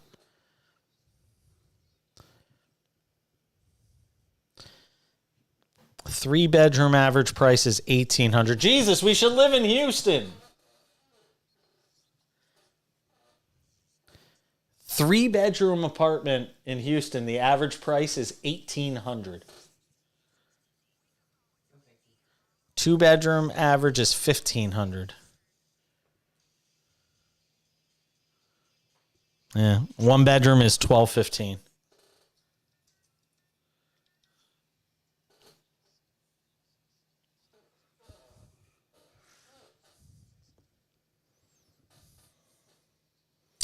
Coming up in 15 minutes, switch gears, do some NBA. Kurt Helin, pro basketball talk at NBCSports.com, will stop by the show. We'll get his thoughts on Well, we'll get his thoughts on the get his thoughts on a couple of different situations. Oh, does that Julio Rodriguez, did he just get plunked with a pitch? What is going on? Man, every time you think it can't get worse for the Mariners, it does. Scott Service is out there. Yeah, I think the closer for the Twins, Duran, he throws triple digits. And Julio Rodriguez just got plunked in the arm in a season where you just have to keep asking, how much worse could it get for the Mariners? If they were to lose Rodriguez, where did he get hit? Oh, he got hit right in the elbow. He got hit in the elbow guard. Come on. I don't care how hard a guy's throwing. You're wearing a giant elbow guard. You got armor on your arm. He'll be fine. Rub a little dirt on it. Easy for me to say. I wear makeup and I'm on camera, so. Not wearing makeup tonight, but. As bad as you think it is at Northwestern, it is apparently a whole lot worse. A civil rights attorney, you may have heard of him, Ben Crump, is speaking out. His law firm and other attorneys have received reports of hazing within Northwestern University's athletic program, impacting not only the football team, but also baseball and softball teams. You heard me right. The women are in on it too, apparently. Crump and Chicago attorney Stephen Levin said they have not filed a lawsuit yet on behalf of any athletes, but plan to do so shortly. They said they represent 15 people and have been in touch with dozens of former athletes, the majority of whom played football at Northwestern. Warren Miles Long was a running back on the football team. Starting in 2013, said players were put into a culture where sexual violence and hazing were rampant. It gets a lot worse from there, though. Second lawsuit, anonymous player alleges hazing, abuse within the program. Unbelievable. Supposedly, this extends to volleyball. Culture of alleged physical and psychological abuse going on there. Northwestern's 6-month investigation into hazing did not find evidence that Pat Fitzgerald or other coaches knew of the behavior going on there, nor did it identify any main perpetrators. You got to wonder, what kind of investigation was that, though? Ultimately. I find it hard to believe coaches were not aware of what was taking place, Lloyd Yates, a quarterback at Northwestern from 2015 to 2017, said. A lot of coaches took part in it in many ways and different manners, and the explicit behavior was so explicit, it was loud. It took place in close proximity to where a lot of the staff and trainers were located. It's kind of hard to take a blind eye. And I will keep asking this question. How does the defensive coordinator at Northwestern become the head coach? If you're saying that Pat Fitzgerald knew about it or should have known about it, how is not everybody on that staff, how do you not completely incinerate your football program at Northwestern? It's mind-blowing to me what is going on there. And if they're not going to blow it up, then the NCAA should step in and say, you know what? You're on ice for the next year or two. That's it. We're shutting you down. Talk about lack of institutional control. Oh my God, is there ever been a greater example of those words that we often hear from the NCAA? Lack of institutional control. If this isn't lack of institutional control, what the hell is it? What does lack of institutional control look like if this isn't it? Somebody please tell me. Boy, hell of an at bat going on. So this Mariner game got interesting in the ninth. Duran gave up a hit Julio Rodriguez. It's first and second for the Mariners. Nobody out. They trail 6-3 in a game they desperately have to have. And Jared Kelenic is at the plate with a 2-2 count. He hasn't hit a home run since June 9th, by the way. They could use one from him now. In a crazy game. Oh, filthy breaking ball from Duran. Choking on a splinter. Strike 3. Looking. Yeesh. So 1 out in the bottom of the ninth. The Twins leading the Mariners 6-3. That's a big out. Froze him with a breaking ball. Whew. Frozen pizza. I actually had some of that tonight before the show. Yes, I did.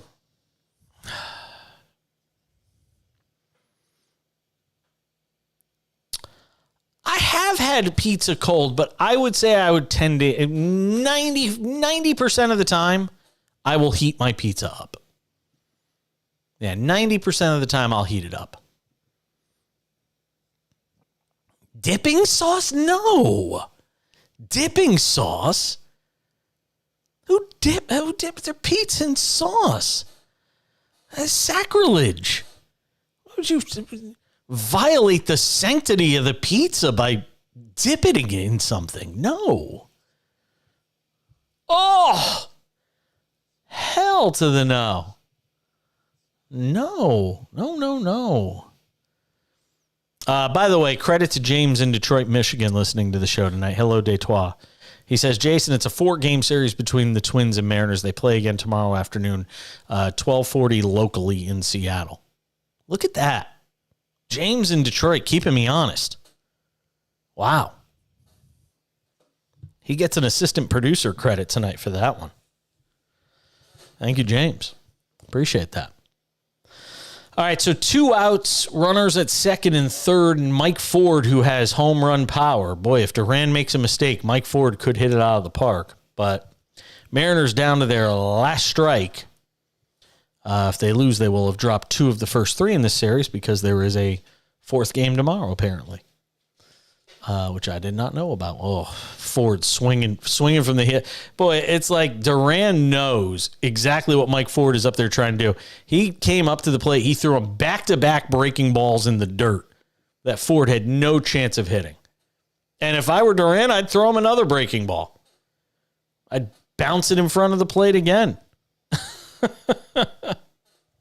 Absolutely.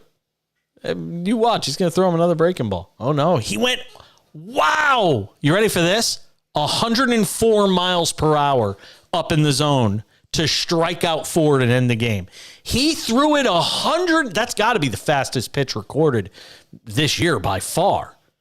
104 miles per hour out of the hand of Duran.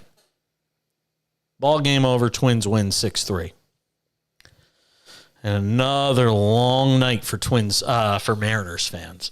And the Twins, by the way, continue to lead in the AL Central. And it's an 8-inning game with Duran out there, man.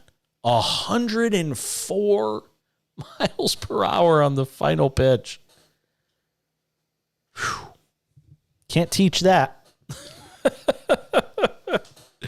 You cannot teach that. 104. I'm still blown away by that. You can't even, you got no shot. Up at the letters at 104? Forget about it. You got no chance whatsoever. Season of what ifs for the Mariners. Just been awful. Absolutely awful. All right. We'll talk to our good friend Kurt Heelan of Pro Basketball Talk at NBCSports.com. He'll join us coming up in a couple of minutes. Get some thoughts with him on the NBA. The James Harden situation in Philadelphia. Draymond Green's latest comments surrounding his teammate, now ex-teammate Jordan Poole, and why and what led to the famous punch last year during the preseason and training camp, where he punched Jordan Poole in the face. It sort of set the tone negatively for the Warriors as an organization. I think everybody's acknowledged the lack of trust that organization. Guys not believing in each other. They kept Draymond, though. We'll talk about it with Kurt Heelan on the other side. The Cash In, SportsMap Radio. All right.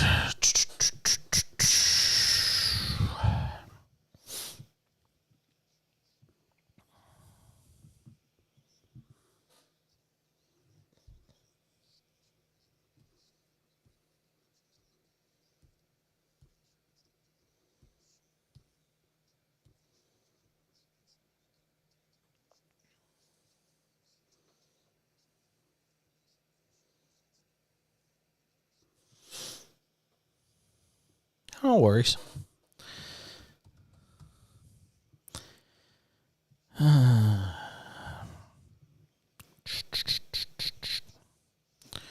So is it you and me Wednesday, Thursday, Friday? Yeah. I was thinking about taking tomorrow off, too.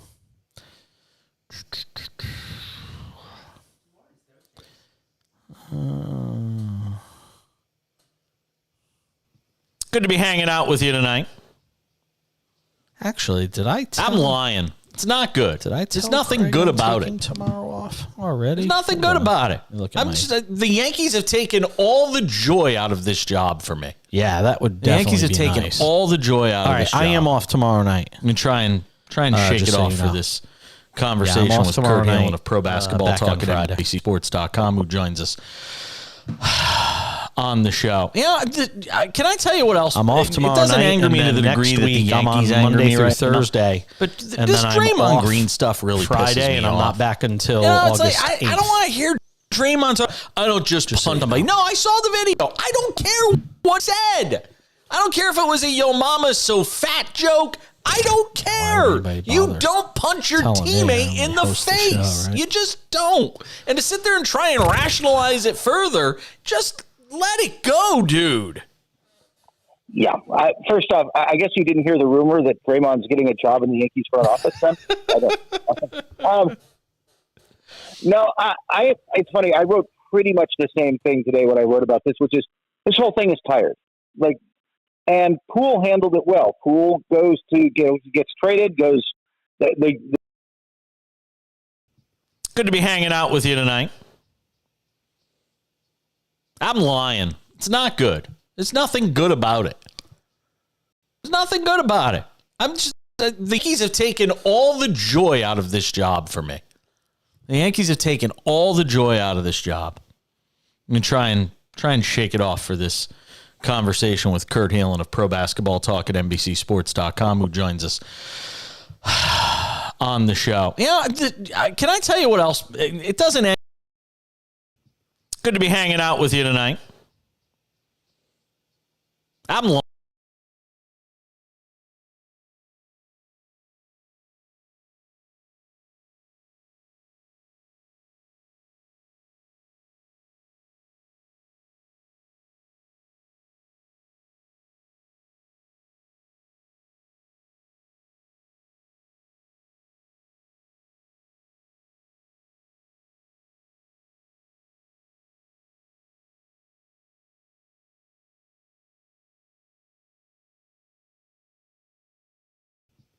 Good to be hanging out with you tonight.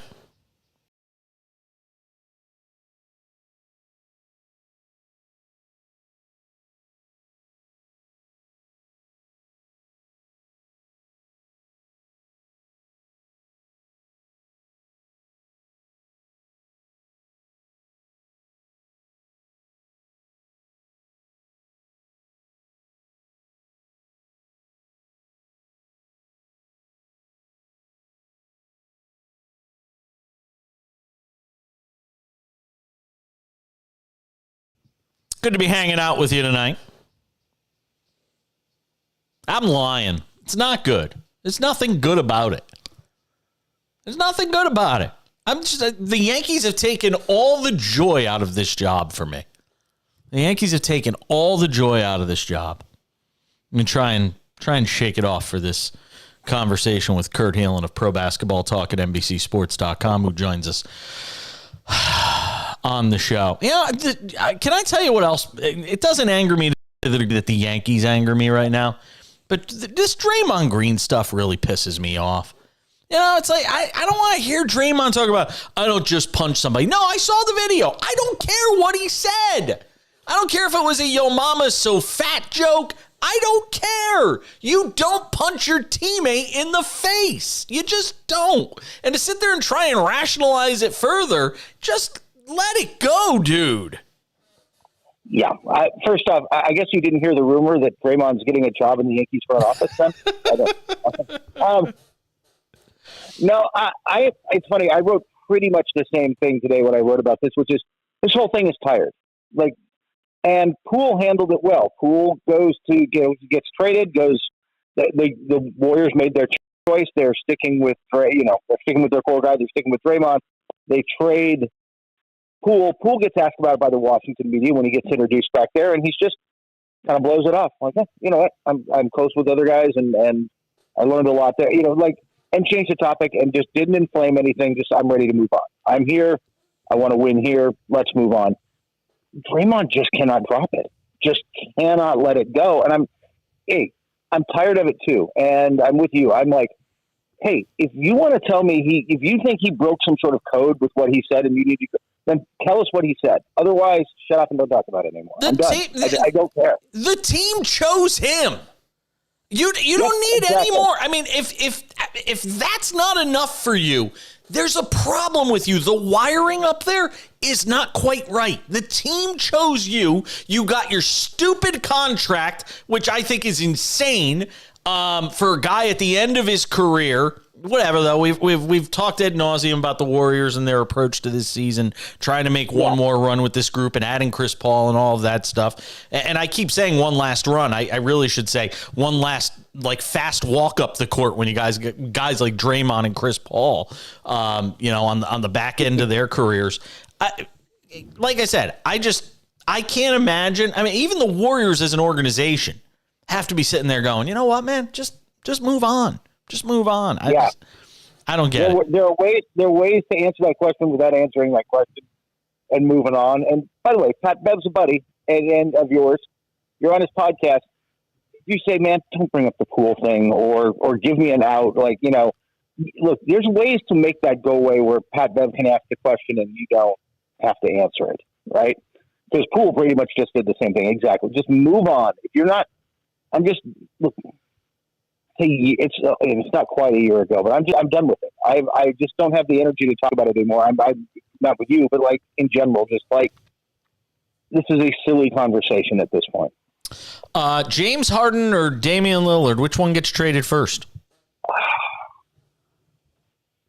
It's funny. I was very much on the Lillard bandwagon, and I've flip-flopped on that a little bit, but I'm kind of back to Lillard only because I don't think either of them.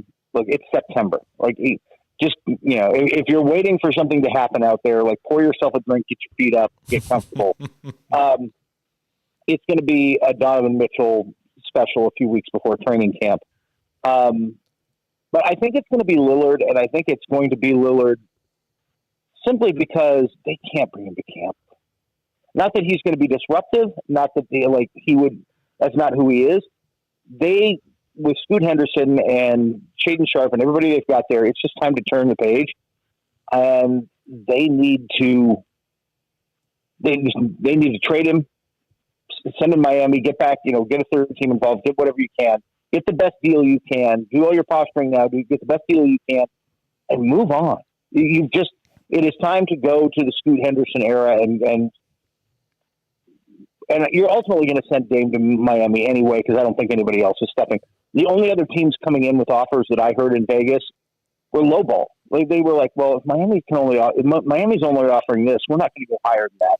Nobody wants, teams are, unless you're Miami or some other team that's going to win right now, do you want to pay Dame $64 million in 4 years? No. I mean, as great as Dame is, you're looking at a 1 to 2 year window. You get him, you try to win it the next year or two with the guys you got, and then this thing's going to get ugly. And Miami can accept that and live with it. I don't think anybody else is going to. So you're just going to end up with whatever offer gets done. Kurt, is it too strong to say that just nobody wants Harden for what the Sixers are going to want in return? Nobody really wants him. I mean, look, it's 4 teams. You know, he's made 3 or 4 deep runs in the postseason. Have teams finally figured it out, especially at this stage of his career, that it's not a good move to trade for James Harden? Yeah, and by the way, he's a free agent. He's going to want to get paid again next year, which is, I still think part of the reason he wants to go to the Clippers is his theory that Steve Ballmer will ignore the cap, basically, and pay him. And I think if Ballmer was getting the James Harden of 7 years ago, he'd do that in a heartbeat, but he's not getting that guy. There's just, you are spot on. There's just no market.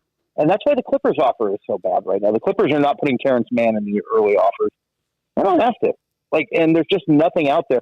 I think it's more likely that Philly makes a bet, because he's going to be a free agent next year, that they can bring him to camp and he can't be as disruptive as their theory is he can't probably be as disruptive as you think he could be, or he can't tank this season because he wants to get paid by anybody next year. And there's teams with cap space who could do it. Then he's got to show he's worthy of that money. And so he's got to show up. That's, I think, almost more likely right now than anybody coming through with an offer that Daryl Morey's stuck, right? We talked about this. He's stuck. He's got Joel Embiid pushing him. I got to win now. And I'm turning 30. I got to win now. By the way, Jason, how much do you think this plays into it? Joel Embiid gets his MVP. In a debate about him and Jokic that included a lot of, well, we've given Jokic to him. What has he done in the playoffs? What has he ever done in the playoffs? Well, Jokic has got his MVPs and his ring now. What has Embiid ever done in the playoffs? That pressure has got to be. I think that's going to start to weigh on him, and so he wants to win now. And there's not a player as good as Harden coming back in any deal for Harden right now.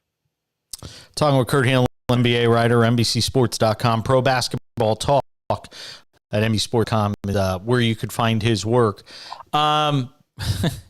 If you're the Suns, it's mid-July, and you got to read this stuff from DeAndre Ayton. I could feel the whole world hating me in a way.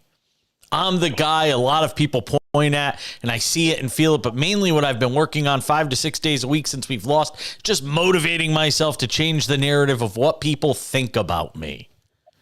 Is his head in? I mean, it just doesn't seem like his head is in the right place right now. Has his head ever been in the right place? Yeah, that's true. I'm not. Yeah, I think it's going to be among Frank Vogel's most difficult tasks there. Is I don't think the other big three. Bradley Beal's going to be the de facto point guard. Yeah, he split time in there. He and Devin Booker will split time with bringing the ball up and with the ball in their hands. They will both get touches. They will both get opportunities. They will both get their chances. Kevin Durant's Kevin Durant. He's going to get his. That doesn't leave a lot for DeAndre Ayton. Are you going to, this could be one of those teams where everybody knows it's coming, but the first 2 trips down the court, we're going to feed him the post just to get him engaged. But I don't know that he's mentally in a space for accepting that he's the 4th option and, hey, we need you to defend and rebound and kind of focus on that and not worry so much about the points.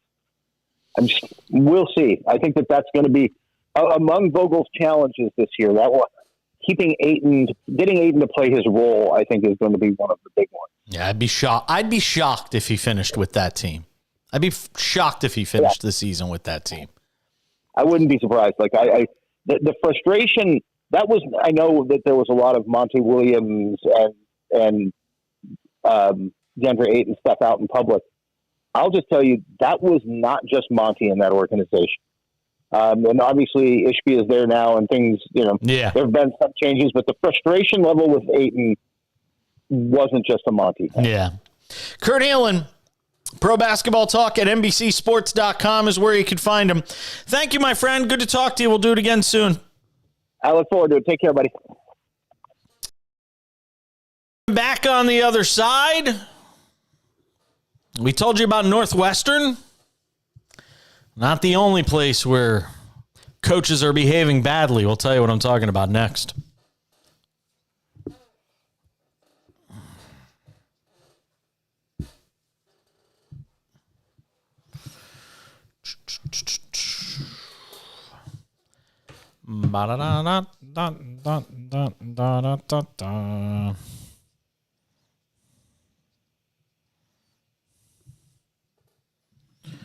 Do, do, do, do, do, do, do, do. Celebrate good times come out.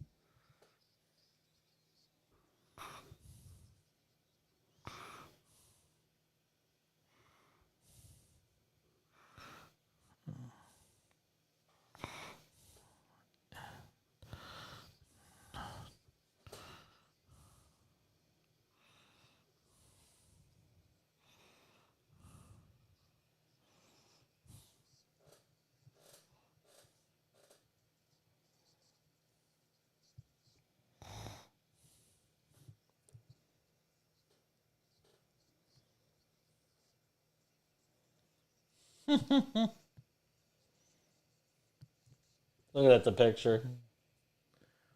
I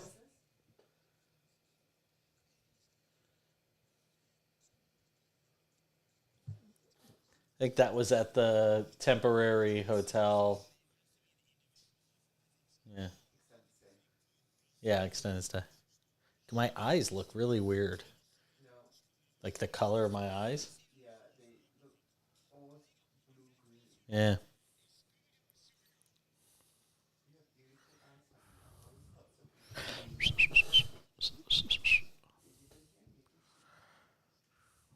This is normal. Yeah, it's just me in the last segment. We don't have a interview here. Yeah, there's no interview here.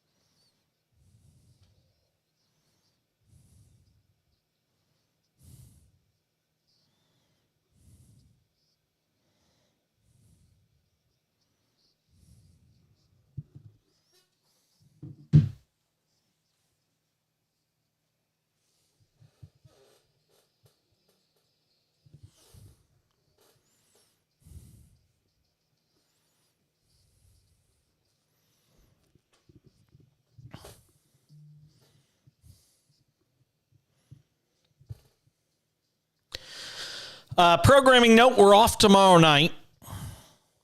Back on Friday. We're almost to vacation time, though.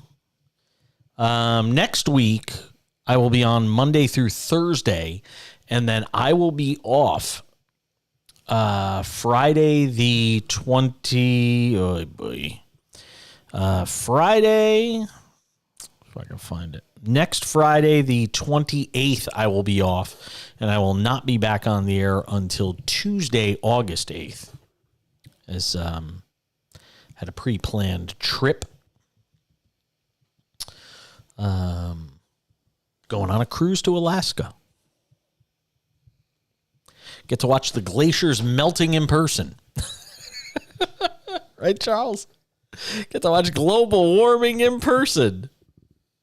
Watching polar bears swimming for the next piece of ice they can find. Making an NFT. Hey, look, this is what the glaciers used to look like, Sonny. Little truth in every joke. I've never been to... this is something I've wanted to do for a long time, though. I had a choice of 3 cruises. I want a cruise. This isn't like me being some big spender. I actually want a cruise. And I had 3 choices.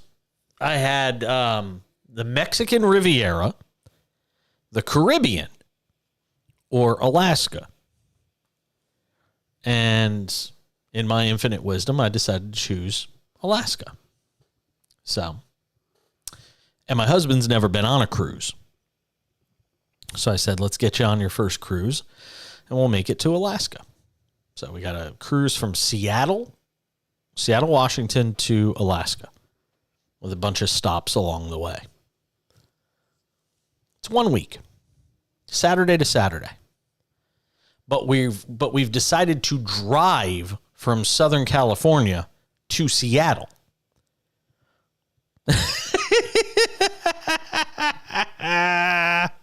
My reaction too.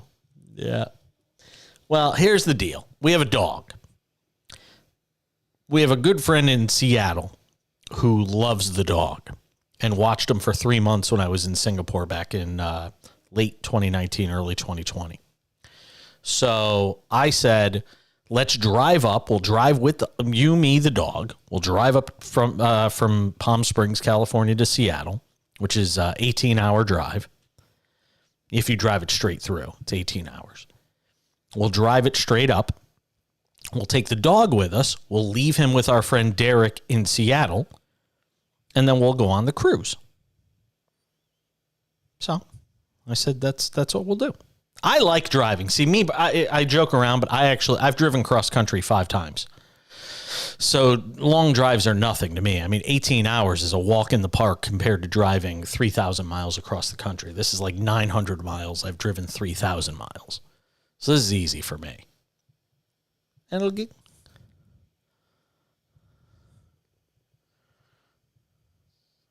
That's a long drive. That's real.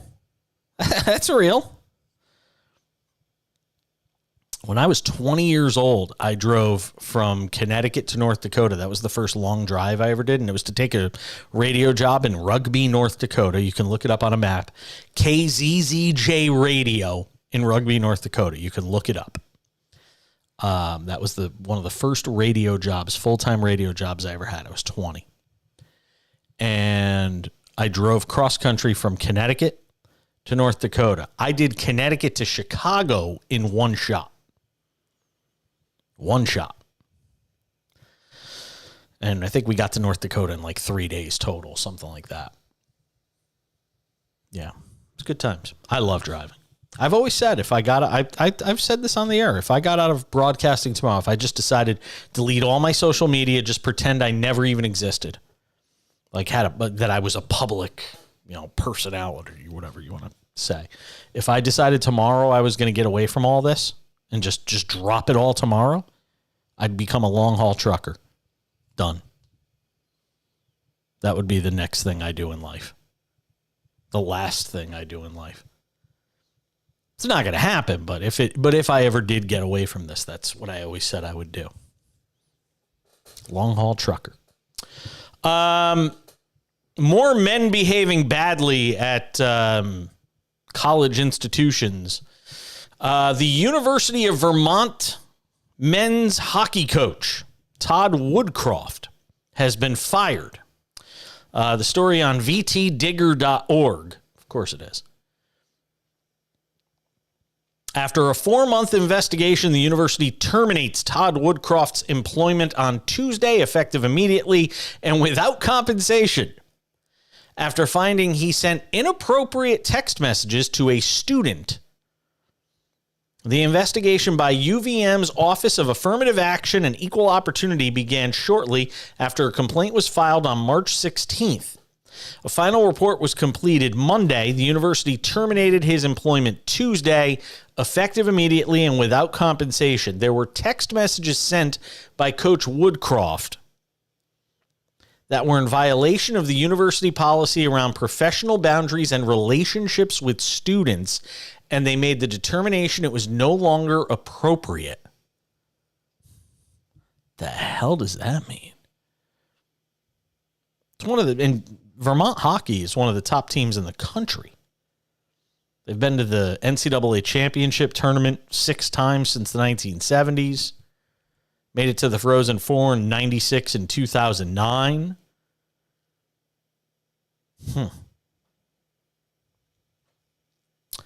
Inappropriate relationships, boundary. There were text messages sent by Coach Woodcroft in violation of the university policy around professional boundaries and relationships with students. Kind of makes you wonder, doesn't it? Your mind wanders a little bit when you read that. You're almost, here's the problem. If you're the university, and I'm sure there's student privacy things in here that probably has something to do with why they're not giving more information, but you almost run the risk, and not even run the risk. When you put out a statement like that, now you're just going to let the rumor mill run wild. Speculation nation. It's just, seriously. I can tell you, I'm not going to tell you where my mind's going, but you could probably figure it out. And Charles, I guarantee, I bet you I know where Charles' brain is going on this. I mean, it's the obvious, right? When you put it that way. It is absolutely hard not to go there. But don't know. Oh, look at this. We got breaking news. Can we get the breaking news sounder before the show ends? Do we have that? Breaking news on the cash-in. One winning ticket matching all 6 numbers in the $1 billion Powerball drawing was sold in California. And we didn't buy a ticket? That's why I was planning to take tomorrow off. I thought I won. One winning ticket sold in California for the $1 billion Powerball. If I find out this thing was sold in Palm Springs or Cathedral City, we're going to have words. Usually you're the one responsible for buying the Powerball tickets and you didn't buy them? You ever buy those things? Do they have Powerball in Texas? Oh, okay.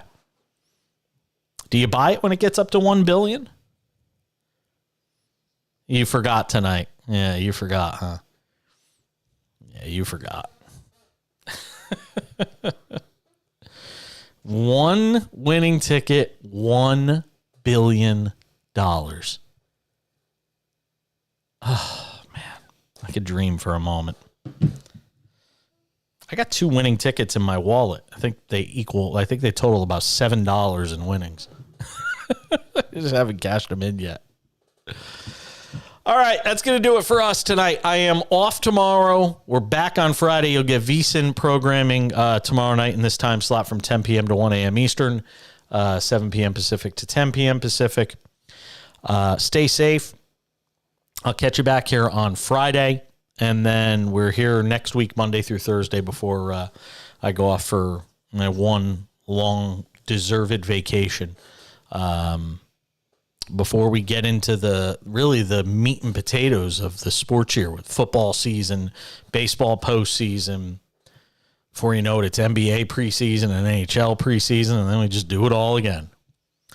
Nice job, Charles Carter, tonight producing and engineering it. If you missed any of the show, check out the Cash In with Jason Page podcast, available where you get your podcasts. Follow me on Twitter, @TheBackPage. We'll see you back here on Friday. I'm Jason Page. That's it for the Cash In on SportsMap Radio. Bye!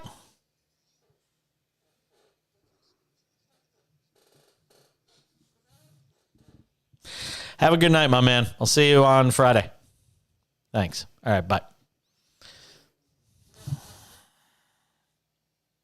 And you know what? We were talking about it at the park this morning, the Powerball. And I forgot to get tickets. Did any of you get tickets out there? I don't know. That does it for us on the video side. Again, I'm off tomorrow. We'll see you back here on Friday.